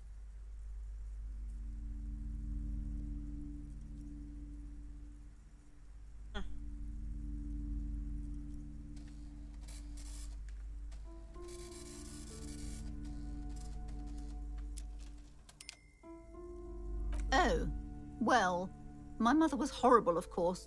Absolutely perverse energies around that person. But my husband... My husband is completely different, of course. She's been too busy helping me here. She should she go studied to at home this school. trimester. This is a temporary solution, of course. I assure you, Why are you dragging I of her all in your people work? understand the importance of She needs education. She will be back in school the moment the store takes off. Oh my god. And hell freezes over? Never mind. It's not a good topic to get into. Yes, my husband is a successful entrepreneur east of the river. If only he were more involved in the business we're running up here. No matter. Soon we'll both be off for Grand Couronne. It's a proper place to live. One of the most peaceful neighborhoods east of Jamrock. You may know it for its massive housing projects. Most of the buildings are empty at the moment. It's a great opportunity to get ahead of the crowds. Better times ahead for sure. He made the initial investment. Since then, he's been what you might call a silent partner. Super silent. Almost inaudibly so. Yeah. Yes, I'm afraid so. A real treat she is. It would be nice if she had... No, we couldn't have afforded more children, really. Not in this economy. Yeah. Exactly. The woman looks aloof. her features much softer. Occasionally, she glances at her daughter's silhouette. Put your kid inside, ma'am. I don't want to talk to her. You fucking suck. A small mountain of colorful board game boxes. There are numerous types of games for all ages. A lot of shelf space seems to be taken up by Wirral-related merchandise. An endless variety of source books, lore books, and codices litter the table. The topmost book is titled Welkin Compendium, 2nd edition. There's also a large hardbound tome with intricate cover art, The Hunters of Katawak, Boreal Creature Compendium, and a Pick Your Path adventure game book titled Tales of Wirral, Cavern of Velkrag. Books in a board game section? Who wants to read books? I don't know, man. There's a box that says Wirral, 3rd edition Mega Setting Supplements Module. The side panel notes, a fantastique adventure board game, new maps and miniatures. A sticker on it displays 25 real. That price is steep, but then it's the 3rd edition Mega Setting Supplement, so it makes sense. Wonderful board games, sir. The Viticulturist is a classic for sure, or perhaps you'd like Archipelagos of Insulinda, a very educational game for those interested in geography. Raubritter is a fun game of economic competition, but can get quite intense after a while. We have games for the whole family. You can play with your children. It's very soothing. Who are you going to play board games with? Do you have friends or family? Are you actually friends? Or just colleagues thrown together by circumstance? Friends are technically like family. For playing with friends, I'd recommend Suzerainty. It's a civilization building game where you build a civilization, then set off to brutally colonize and repress other civilizations. It'll cost 12 real. Lousy auras there. No, role-playing games are popular among those types. You know, who are into those kind of things. Personally, I don't like it. Not at all. I've heard they turn people into occult enthusiasts. D&D? That they have rituals where they try to summon entities. Oh gosh, she's one of those highly people. Immoral stuff. You can still buy them though. D&D is like the work of the devil that would make you turn into a The display rack is brimming with worn paperbacks featuring an extremely muscular, sword-wielding barbarian on the cover. Nearly all the titles contain the word Hyundal somewhere. Oh, Man from Hyundal. A very popular series of adventure novels. They're awfully immoral and violent books. Blood and violence, scantily clad women. Oh god, it's like the fucking early all those comics. Mystical things he encounters. They're bound to grab comics those code. with little imagination and nothing to do. What does it matter? They're all the same. However, I'm the sure you know customer about is the always right, comics they code say. because I had to kind of research that for my thesis. If you're a novice of the series, I'd recommend Hyundalaman, the man from Hyundal. It's supposed to be a good introduction to the series. Okay, so let me kind of ramble about my thesis a bit. Take a sippy first. My thesis was about the educational potential of comics. And of course I had to provide some context as to why for a long time, like even up to like the 2000s, maybe late 2000s, comics were still like treated as something childish, was because of the comics code. So comics, at least in America, from what I could research, they knew quite the boom because very often I'm they sorry, came sir. from I can't talk right now. I'm very busy with my homework. people I have who You just can't win. Out of the rain and into the gutter. oh god, I want to talk. I need to say something, or else I'm gonna fucking lose my track right there. My train of thought. Fuck.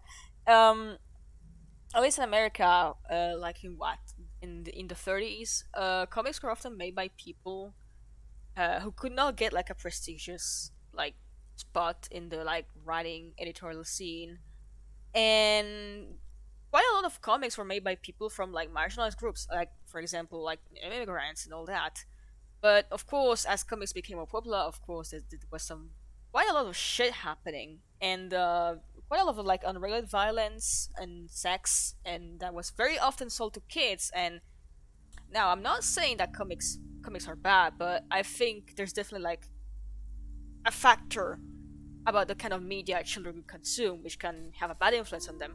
But of course, there was this like psychologist called Frederick Burnham, who did like a lot of research about comics. Like he talked to a lot of kids, to a lot of teachers and parents, and he even consulted books. And yeah, he said that comics made children violent, and that they also might ingrain some extremely harmful ideas about like race and misogyny and all that, because there was quite a lot of like misogyny, like quite a lot of like violence on women, and very racist depiction of people of color. So I admit that he was very right about that, but also I need you to know that this was like what, the 40s, the 50s. It was another time, and he was also convinced that comics will turn kids gay.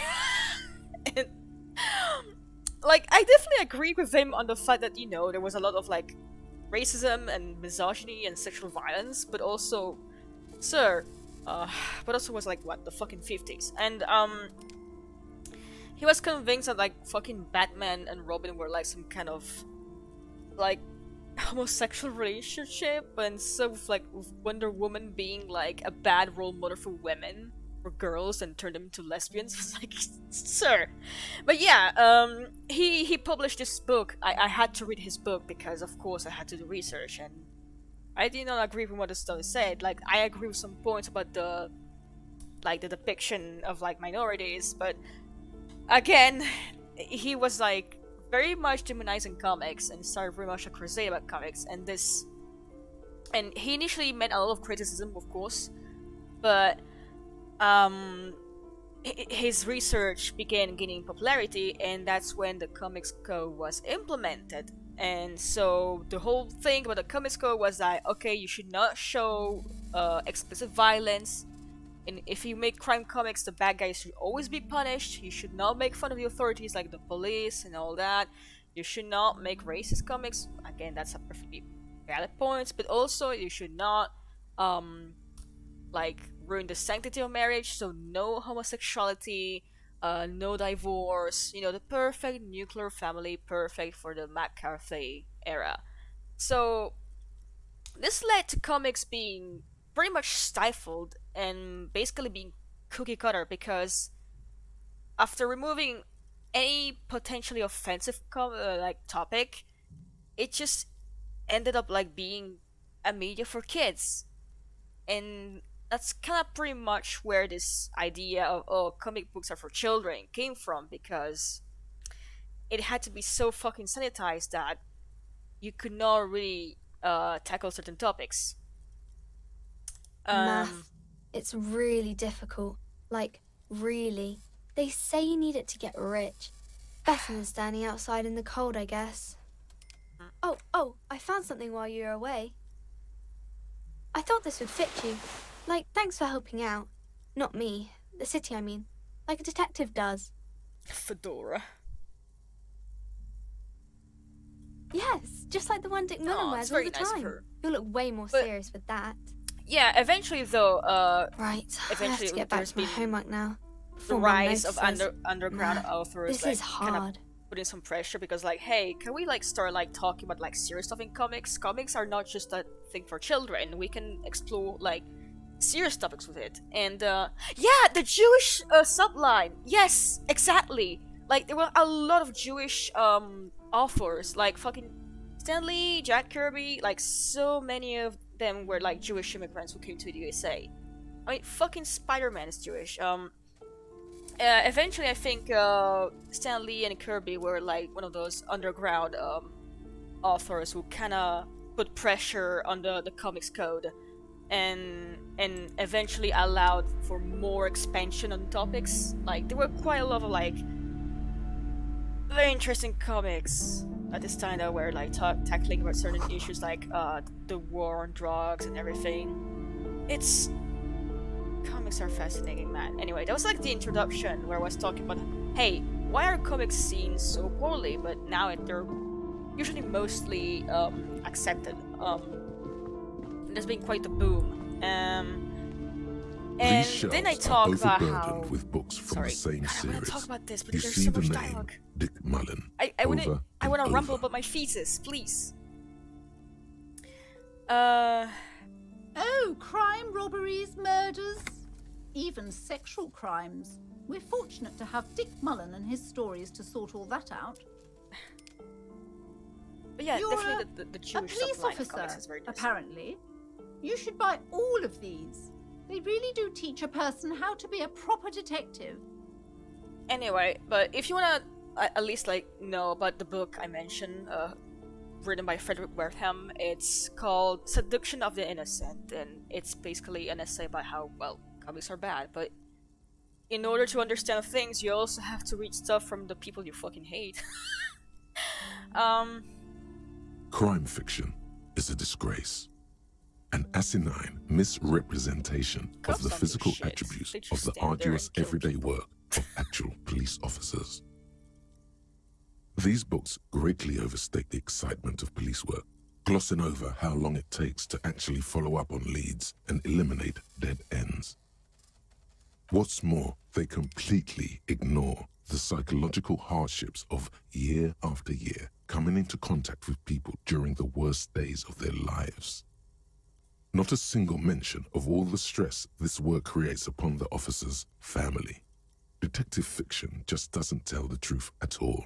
Now, would you like a list of all the books found on the shelf? No. Shelves filled to the brim with crime novels featuring the supposedly stalwart Vespertine detective, Dick Mullen. And anyway, and after that, I just start talking about how there's some potential about using comics in the classroom.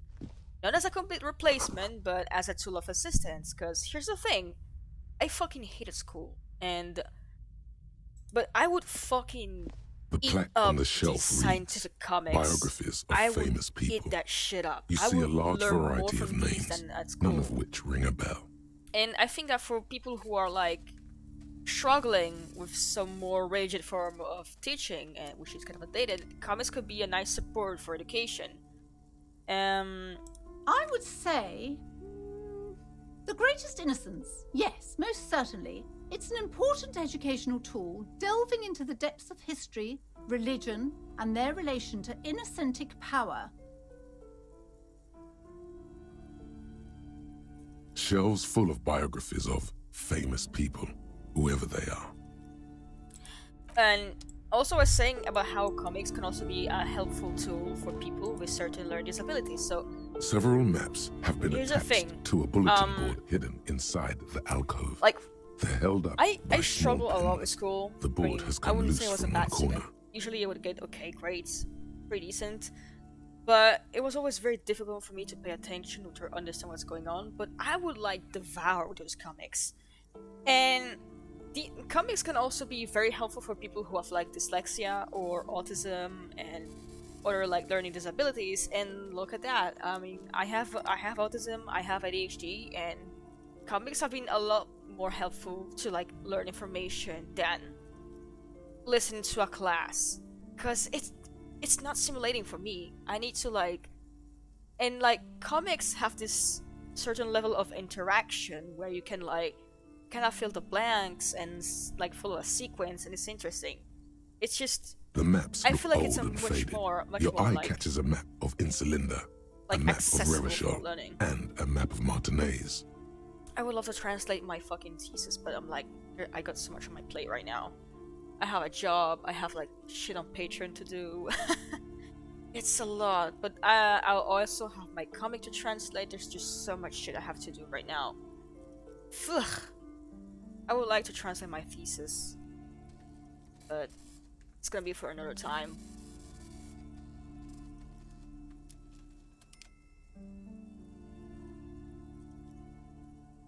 This large map displays archipelagos. You see a constellation of small dots on the light blue emptiness of the Insulindic Ocean. The largest in the northeast I was also like, is La Caillou. You are here. I was Another, also talking far about away how in the southwest, like Seminese comics Islands, that are Ile de biographies, like Fantôme, some graphic novels, Ozon, how you can learn Laurentide, something Fas à la Mer, through the lived Archipelagos, experience, which is North also I think Arcade something Islands, interesting. all just specks Because of dust on the vastness sorry, of the talking a bit more Insulindic. about I need On to the edges talk. of the map, the color fades into a blur of dotted lines, 'Cause black and white. comics that I mean biographies have this like empathetic aspect to it where you can like feel and make a connection with the lived experience of the author or the person that the story this is about. So I think that kind of like making some kind of empathic connection makes you understand, or at least gives you a basis of understanding, and it might make you more like inclined to learn more about it yourself, as like whether it's about politics or like health, all that. There was this like graphic novel that I read when I was 15, and it really kind of like impacted me. And it's called Psychiatric Tales by Daryl Cunningham, and it's about the author who worked as a nurse in a psychiatric hospital, but he eventually quit the job because he found out he was not fit for it, and he made him extremely depressed. But he still wanted to use the knowledge where he discusses and he explains various mental disorders, and his whole goal is to destigmatize them and make them understand that they're just mental illnesses. It's not something that makes you a bad person or a monster. Disintegrating into mathematics. It's an illness of the brain, just like an illness of any other organ, and he wants people to understand them better. I would recommend this, and of course it's very heavy, and obviously it touches some very heavy subjects, but I think it's worth reading it. In the northeast, a dust mite stands on the north coast of Caillou. In a bookstore, it's you. You can, on Caillou, Revachol, a single black star, on Ozon, Fondelier, and Vilmandu, on Archipelagos, Croyan Moran, Villiers, on Seminine, Olduvai, and on Laurentide, Deora of the Seven Seas. Lost little pearls of light, tiny fires in the dark. 850 million people live on these little dots, an oceanic world of culture and commerce torn apart by history. The ocean breaks apart into a tangle of cosines and azimuths, all pointing into pale nothingness. Windy is the north azimuth. Grad is the northeast azimuth. Samara is the east azimuth. Seo is the west azimuth. Isolas, they're called. Connections to other worlds, words past the Insulindian, unknown to you. You only know you've never been there. You have little idea what they are.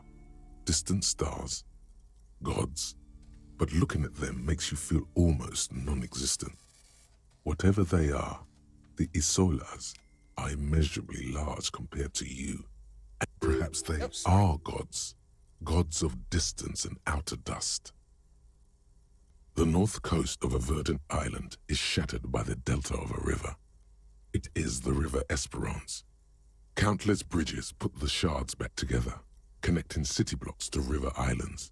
La Delta says a great artificial heart in the center, teeming with life forms and construction. To the east, rolling hillsides, Le Jardin, Stella Marie, the suburbs of Saint-Baptiste, swallowed up into the megacity. They sound rich to you. This is Revachol East. Hudon, it's somewhere to live. Not bad. Then there's Jamrock. It's bad. People shouldn't live there, but they do. Heavy. Then Forberg. It's almost as bad, and much larger. Then Coal City. It's the worst. For over 2 hours, so you should probably go to bed. Oof, it's almost midnight. Yeah, usually I start by 11, but because I was late, I started later. You feel you're just west of Coal City, somewhere above Jamrock I should at and least get close to to like Coal the City. meat to this. But I went out like. It's not really a map. It's a tourist thing. A picture postcard with buildings on it.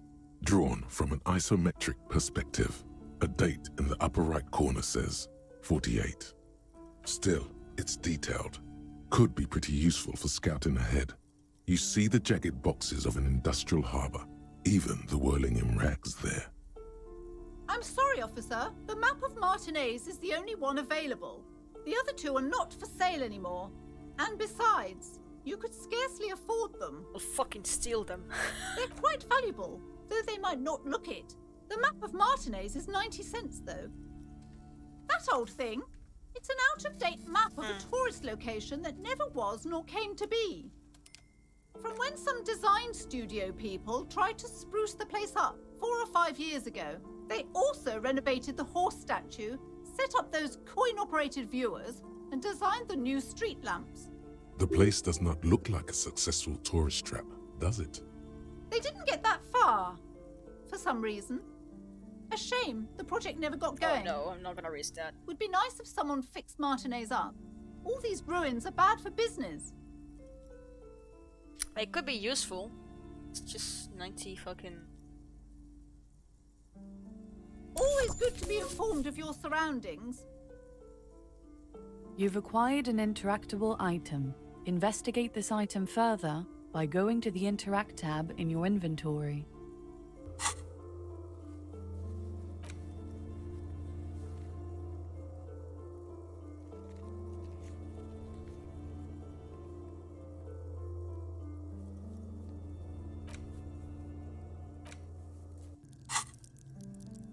I'm pretty close. I would like to at least increase my physique.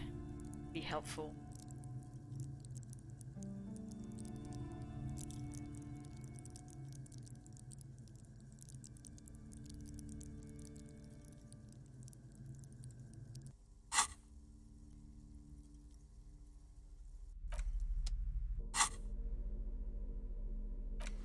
Oh, it makes me smarter. Fuck yeah. Tools. Interact.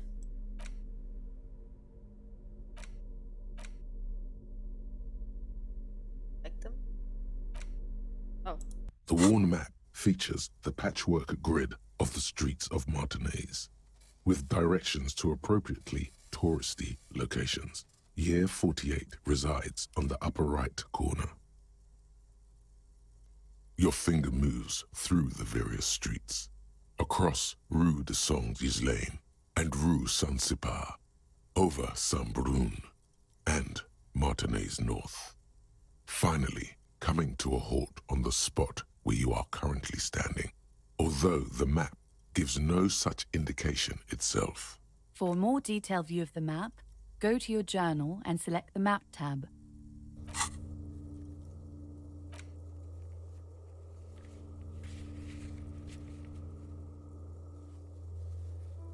Okay, so this is the hotel. This is where I am. Oh, there's some lines were narrated, some lines were void. Okay, interesting.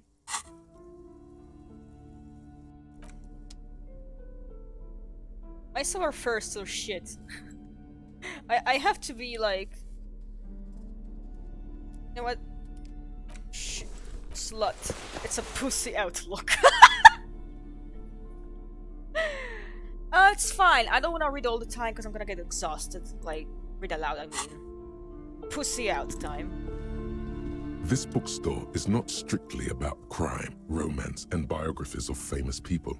There's also a wide range of paranatural literature. Sir, please, no browsing in that shelf. Sure. That wisdom's not for free. I can't have you end up, like, opening a police store next door and stealing my customers. What do you mean a police store? The cop store. Wait, let me find that picture, hold on.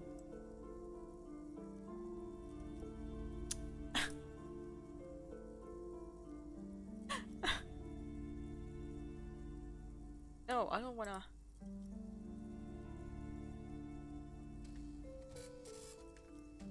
Cop store. I can't find a picture. I can't find that, but it was like a screenshot of like people talking to each other and Like, oh yeah, I got arrested and I was brought to the cop store, the fucking, you know, the cop store, and you know.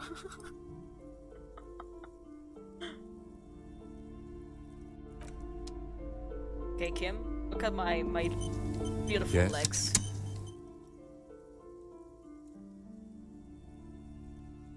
Excuse me?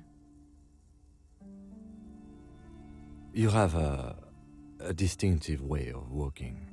If I were to walk in front of you, we would surely collide. I hope you don't take this the wrong way. It's just a collegial observation. In the 57th, we call it the Jamrock Shuffle. Officers from Jamrock's 41st Precinct tend to move a bit erratically. Is it attractive to you? They say it's a scene-clearing technique developed by one of your lieutenants for gathering evidence. It's erratic, yet thorough. Prioritizes containers. What the fuck? Okay. He simply nods. Passing along frivolous interdepartmental stereotypes is not usually his oeuvre. He regrets bringing it up.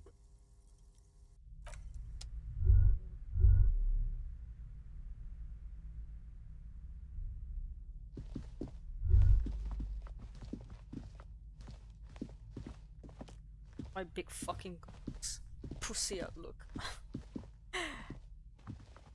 You see a set of tattered curtains blocking the way to another room. A strange cage-like trinket dangles from the curtains. Excuse me, officer. The back room is strictly for employees only. Okay, but I'm a cop. Just as you're about to pull apart the curtains, the petrified voice of the shop owner cries out once more. Sir, don't touch that. I told you it's off limits. I'm for a the cop! customers. Fuck you! Parapsychologically speaking, we're done if you decide to open them. I won't be held responsible for the consequences. She looks away, mumbling. Why is everyone always messing with the curtains? Why can't they just buy books like normal people? Why? It's not like anyone was killed there. Oh my god. I'm sorry. I don't mean to be so impolite. Just please don't go there. I can't allow that. Oh, the curse. You'll only make things worse and unleash the powers. The curtains do seem frail suddenly, not robust enough to contain a slippery darkness. No, it's just a storeroom for the employees, I told you. Now please step away from the curtains. Should I go? Should I go in there? Tell me, chat. Should I go in there?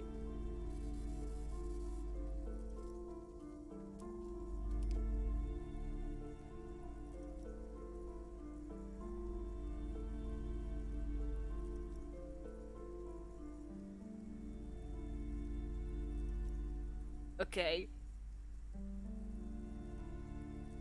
No! Please just talk to me, officer. Come here.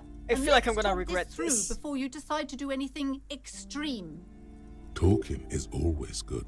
Go see what she has to say. No. There is something mysterious about the curtains. Be careful. You see a tattered set of curtains and a polyhedron-shaped cage-like trinket. You see a dimly lit room full of dusty furniture and trash.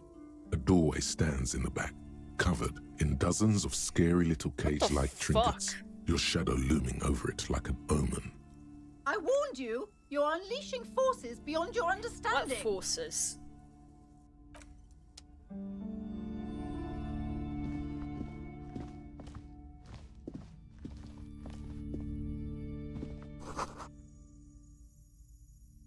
Who's this? It's David Bowie. No, Harry. Harry, it should not affect you. A heavy door with a missing handle stands before you, covered in dozens, if not hundreds, of little oddly shaped trinkets and charms. Can I It just appears to be locked. see item? Only an echo. No one is there. If I try, I'm gonna die. Like, no, I don't want to die. Can I just use like fucking All those items, like fucking tool. Hold on, can I save? I'm gonna save right here. I can't save. Fuck. I am afraid of fucking myself up. This is the thing. My physics is shit.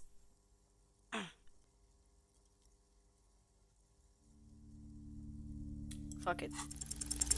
Ah!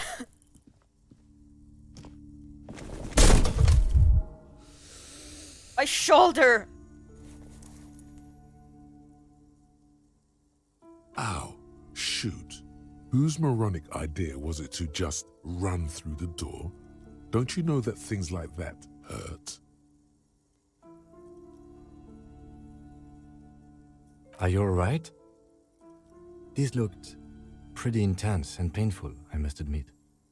I've kicked the door maybe, but... What is going on there? Are you really trying to break down the back door? Yes!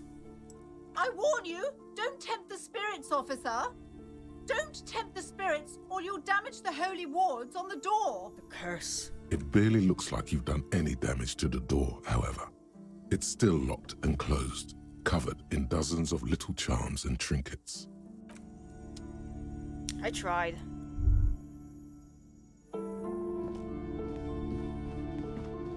I fucking gave myself a boo-boo.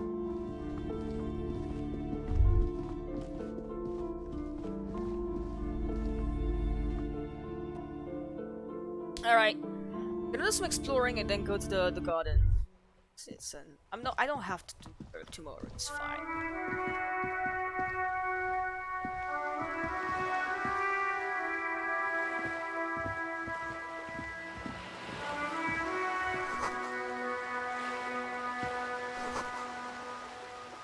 Honey?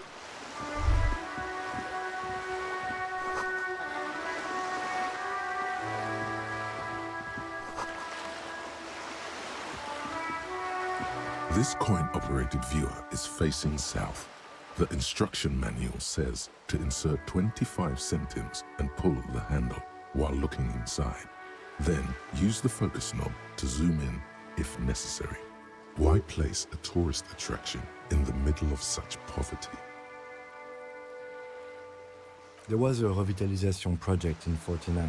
A design studio tried restoring Martinez to its pre-war glory. It didn't stick. They got as far as the street lamps and the statue on that intersection. Then something went sour. I suspect that something was Everard Clare, the union leader. He muscled them out. It's how it usually goes around here. The lieutenant adjusts his collar. It's frisky outside. I don't give a shit, I got the pussy out.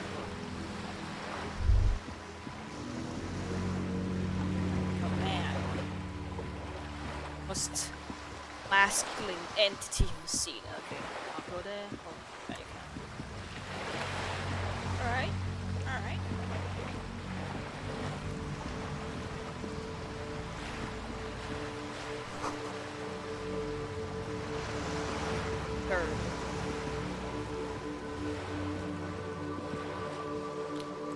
I may have glitched the game. Why do I have the halo? Hey, what's this? It's Saint-Guylaine. Get to see the département. You want me to speak in French now? Okay, I think I glitched the game. He's not supposed to have a halo.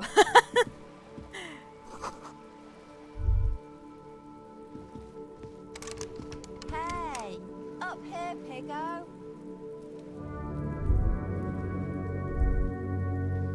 The streets will flow red once more. A great torrent rushing down Rue de Esperance. You wait and see. The streets will not flow red with anything. Who are you? I'm Cindy the fucking Skull.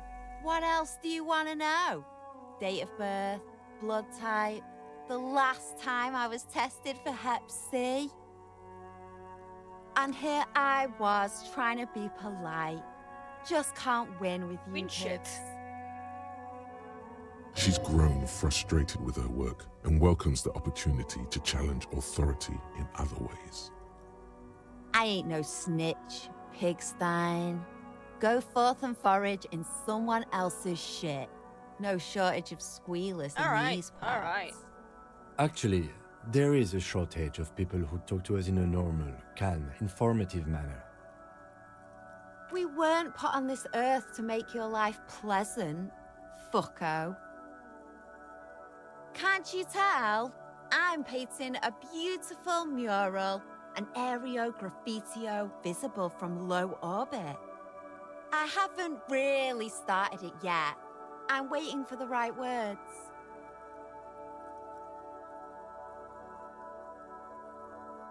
Yeah? Thanks. I'm sure the inspiration will come to me now that I have an official RCM stamp of approval.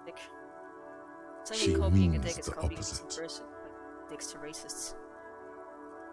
You've lessened her desire to deface the building. The lieutenant furrows his brow at another one of your eccentricisms.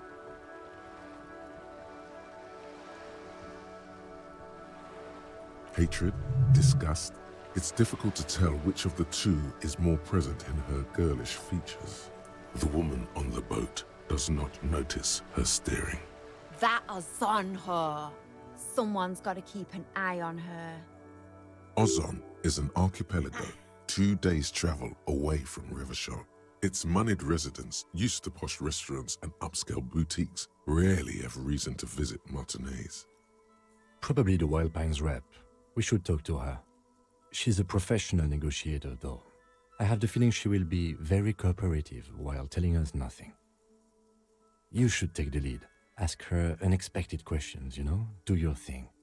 Don't be afraid to get a bit wacky. Throwing her off is our best bet. Good idea, piggies. Run along now. Yeah. Fuck her shit up good. Impound that boat while you're at it.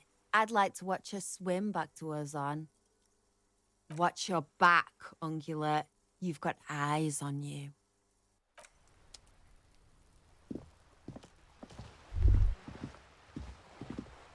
A sturdy metal door guards the southwest entrance to the apartment building. It's locked. The door rattles against your knuckles, but there's no response. The door rattles again, but this time you hear an elderly woman's voice calling out from inside. Stop banging on the door. I'm not letting any more strangers inside. The police? Everyone knows the police don't come round here.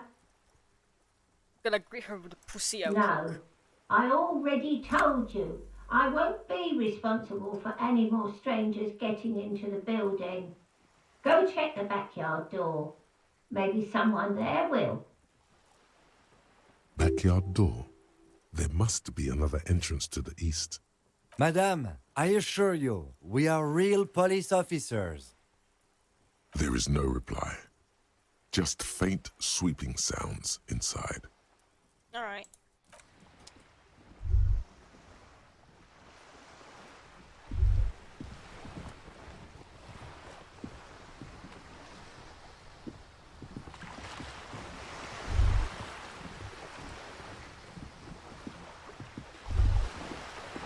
Hey, look at this.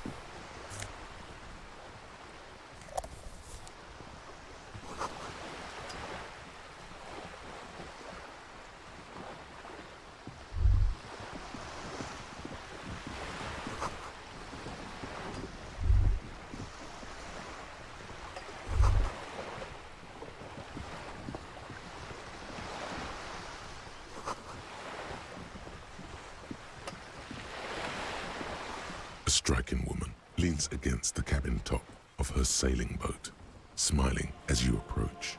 Her green raincoat glistens with White woman droplets. spotted. A silk scarf is tied around White her woman throat. spotted! Fucking that's one of the few good things that come out of 4chan is the white woman spotted fucking. Good afternoon, officers. I'm Joyce. Joyce L. Messier. I represent the board of Wild Pines, the owners of the harbour. You gentlemen must be from the RCM.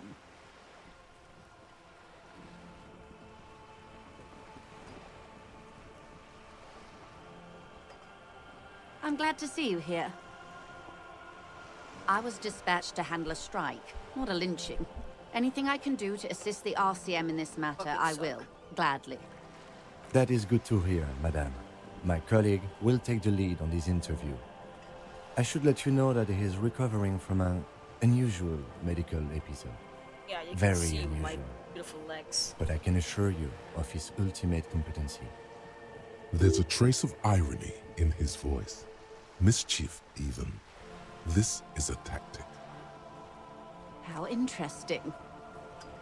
I wish you a swift recovery. In the meanwhile, you have my full cooperation, and the full cooperation of the Wild Pines group. It's hard to get a read on her precise disposition, but she appears helpful. Everything.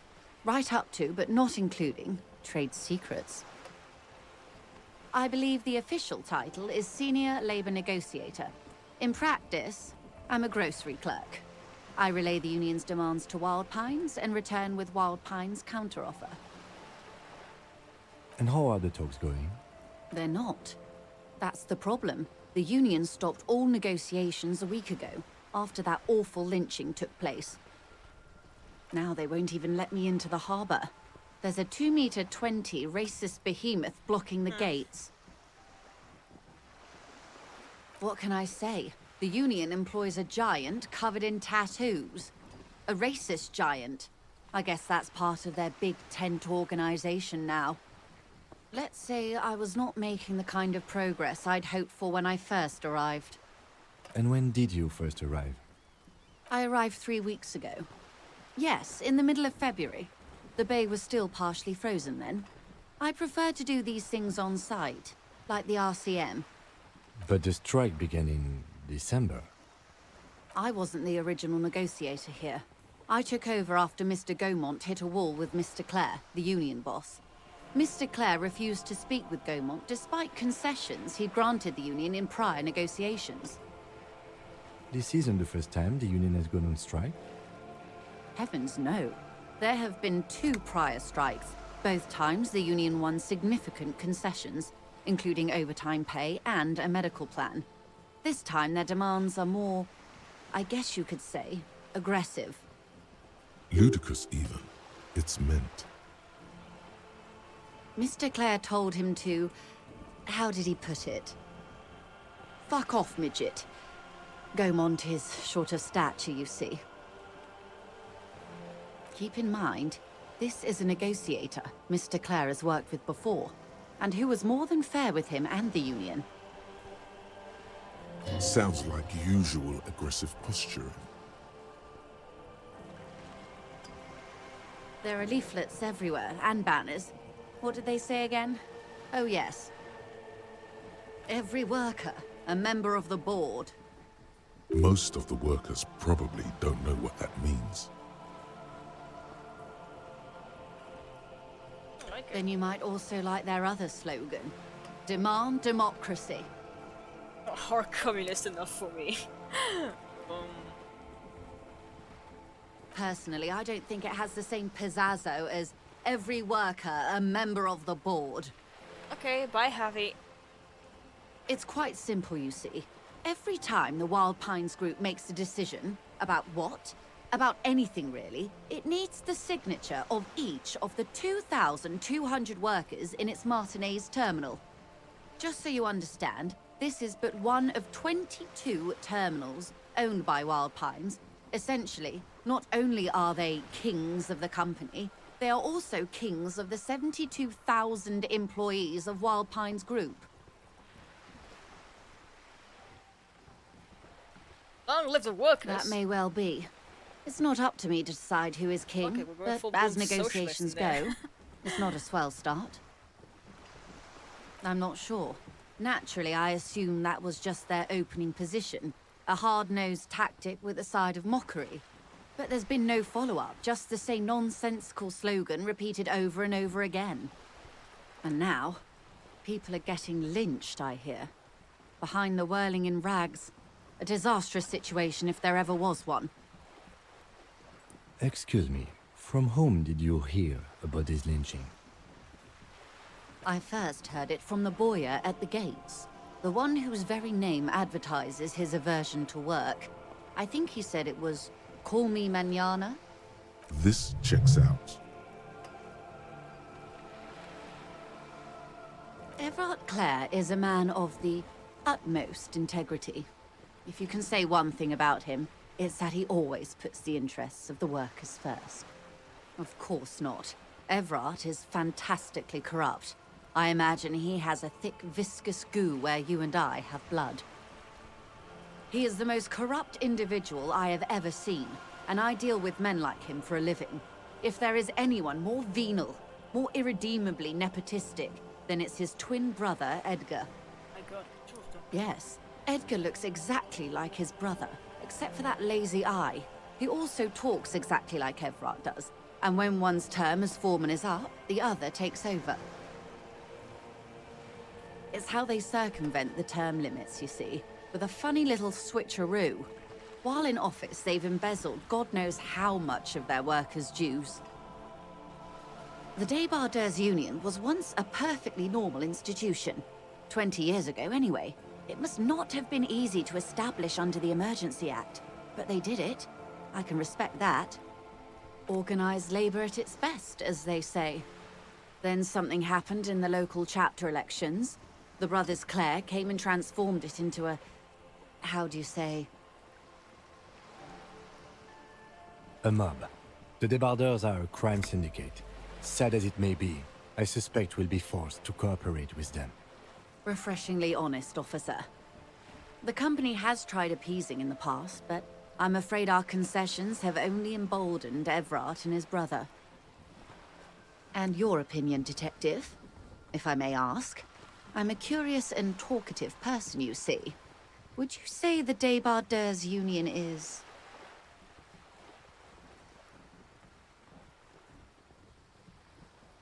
socialist? Why do you think so?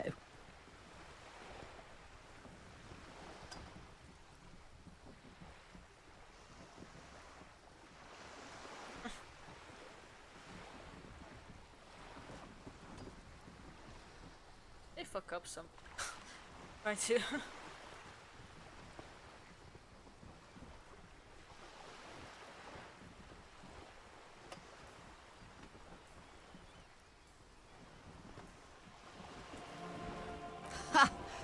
A real man of the left. Yay! I'm a true What else leftist. can I tell you about? Of course. How else can I help? Quite a few things, I'm afraid. The information I'm to share with you includes sensitive trade secrets. For the sake of my employer, I have to ask for your names and badge numbers. Of course, ma'am. We should have introduced ourselves. I am Lieutenant Kitsuragi from Precinct 57. And this is my colleague from Precinct 41. I'm afraid he doesn't have his badge at the moment. I hope mine will suffice. How curious. Why is that, Detective? Awkwardness washes over the conversation. The woman doesn't like this turn of events. I see. So, are you saying you lost your badge during the course of this episode? Oh dear. Some kind of encephalopathic amnesia. I don't even know how to respond. I do believe you, naive as that may sound. I simply can't imagine what you gain by faking such a condition. As I said, ma'am, his technique may be very unconventional, My lack of pants but he proves it. is an officer I'm of down the with RCM. sickness. Of course, I sympathize. But I'm afraid I simply can't share anything more until I've seen that badge. Hang on. She's a professional negotiator. She should be open to some sort of mutually beneficial arrangement. She's a negotiator. Just float a favor at her. Insinuate. I will be frank with you. If I'm going to break protocol, I need to be able to justify it to my superiors. They're going to want to see something very tangible. You're in, but expect her to drive a hard bargain. Reports from inside Terminal B suggest it's a hub for the local drug trade. This is an open secret in Martinez. But if you want to see something very tangible, then you'll have to be prepared to pay. The Union controls the terminal, so it goes to reason. They're profiting from this trade. The company has tried looking into this matter before, to no avail. Perhaps someone with your authority and resources might turn over the right stones. Or you can recover your badge. Though if I may be blunt with you, it sounds like that may be a lost cause. Detective, a word in private before we continue. Okay. Yeah, This is not going quite as I hoped it would, Detective. Honestly, I was expecting you to use your unorthodox technique to keep her off balance and, you know, not volunteer us to be her henchman. This woman is running circles around us. She might have known about your misplaced badge all along, or she's simply an adept improviser. Either way, we've played straight into her hands. He doesn't let it show, but there is a limit to how much the consequences of your unprofessional behavior can cost the investigation. I'm sure you will, Detective.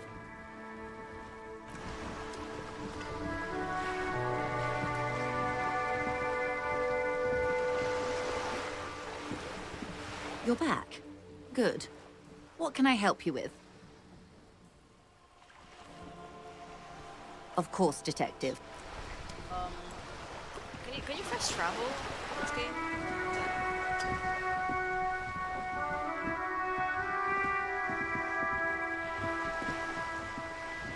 Oh, wait, there's a thing.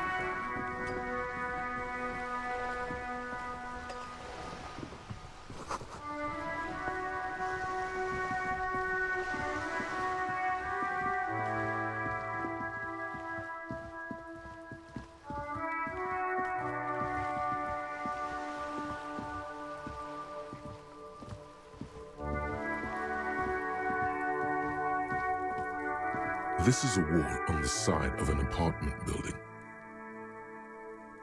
Fuck, let's try. You have no clue. It's just so many walls all over Martinez, weather-worn, cracked, their paint peeling.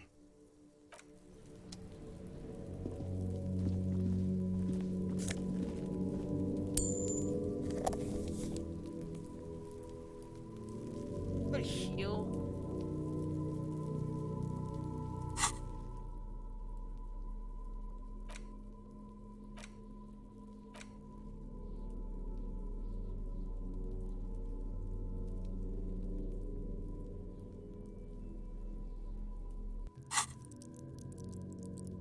So close to leveling up. It's my physique a bit.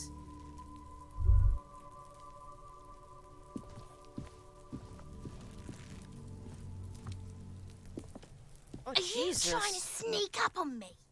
Come to slit my throat in my sleep? It's fucking minging! Every time I see this video with the edit, I just think it's fucking... Apparently, she doesn't like people standing behind her back. Logic error. She is not sleeping right now. Pig's come to take me out, trying to snuff me out. Then why are you sneaking up on me like that? It's not a good idea to scare me, pig. Not a good idea at all. It's fucking minging!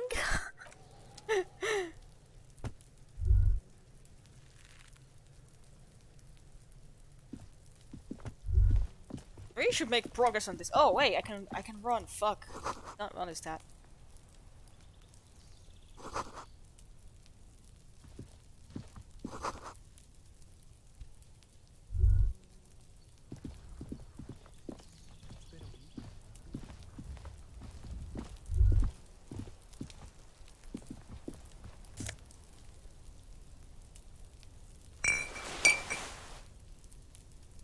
Hey, I healed a bit.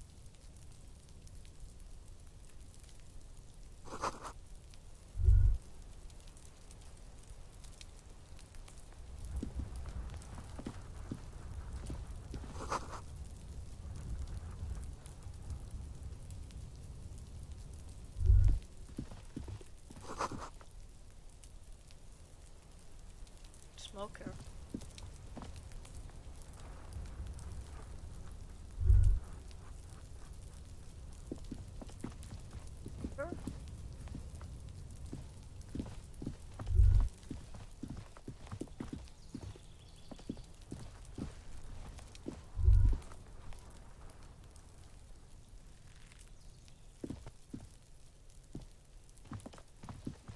outside instead. To the.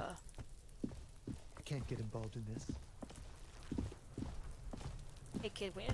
Not coming. Trying to sneak up on me again? Yeah, she doesn't like us. On the balcony. Balcony.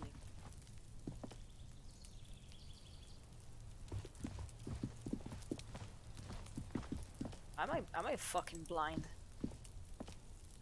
Where's that man?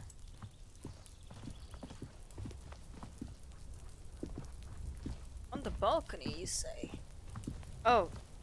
Oh my god, you can't zoom out. Holy shit. I can't see for fucking miles.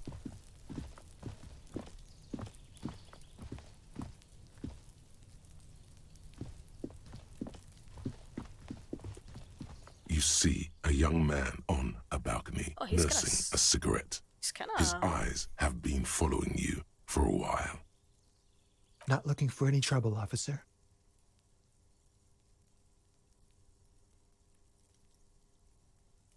I don't want to be seen talking to the gendarmerie if that's okay. I just want to finish my cigarette. Don't let him go. This could be your witness. The balcony has a great view of the whole thing. Is it really that important? Well, yes, I have like a nervous cat, he keeps stealing looks at the neighboring windows. All right, but make it quick. Once I finish this cigarette, I have to run. I'd even go so far as to say that the view is a little too good, my dear gendarme. Do you have an estimate of when the body will be taken away?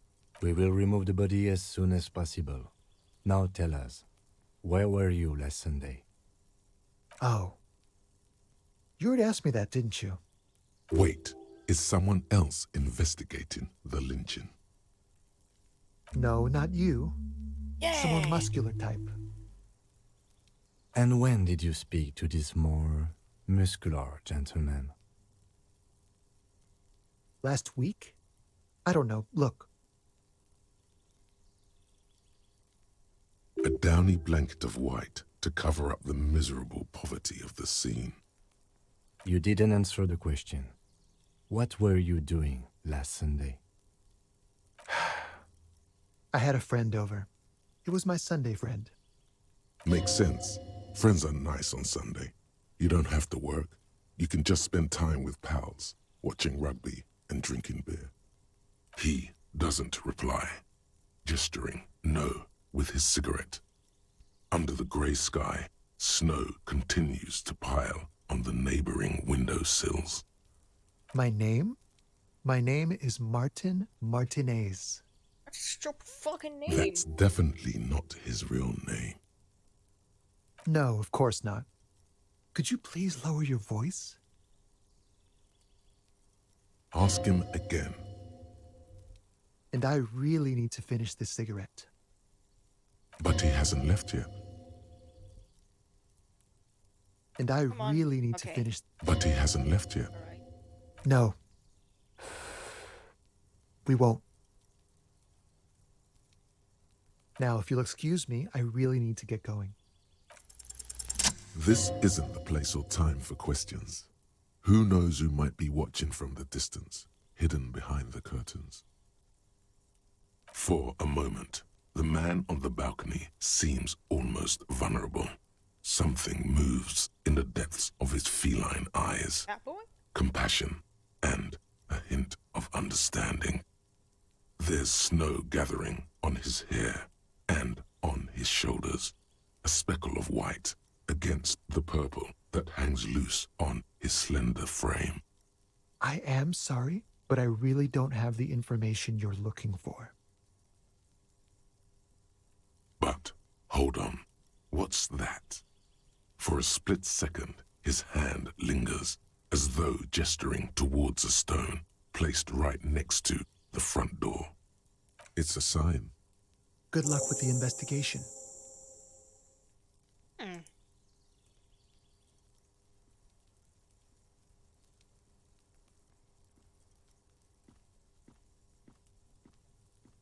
There's a penis. He's gone. No point in running. Tenements like these often have multiple exits. If he doesn't want to talk to us, then he'll know how to hide himself. He could be a witness. Him or his Sunday friend. Either way, we need to look into that muscular type who's asking about our case. He did leave us a sign. Did you see that? He wanted to draw our attention to that stone right over there. If we find a way inside the building, we can ask around for his apartment. Alright, skill points. Let me increase my physique a bit.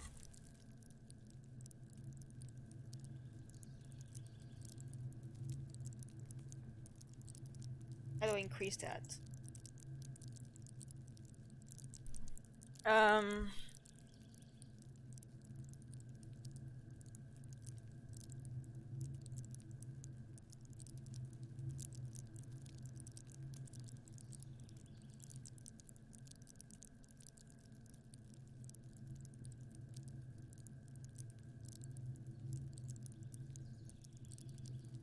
I'm gonna increase endurance a bit because it's the lowest of my physique.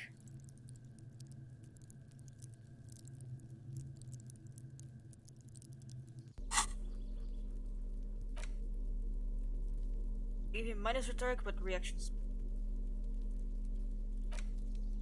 I wanna be a smart smooth talker. I bet. Keys, I A suppose. stone, like any other, lying in a whirl of sleet and mud. Maybe there's something under it. There's a key beneath it, rusty from the dirt. This must be for the front door. Pity it doesn't have the apartment number on it. This building has many apartments and the man can be in any of them. We'll just have to go in and see.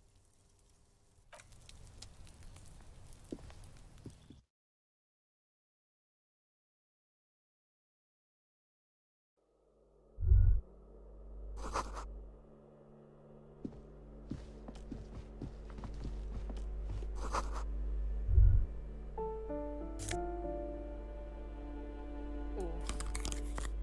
Smart glasses.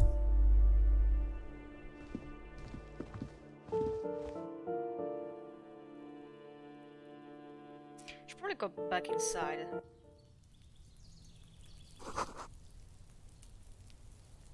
Go back inside.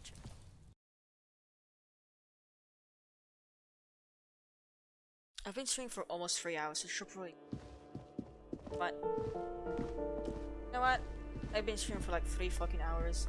Save the game.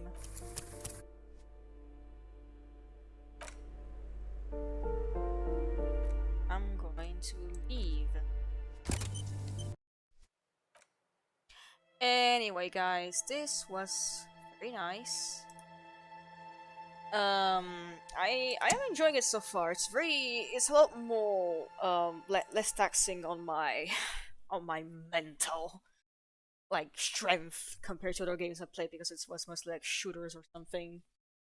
So this is a nice change of pace. Now, just as a reminder, I stream every Thursday at 9 p.m. CET, which is Central European Time.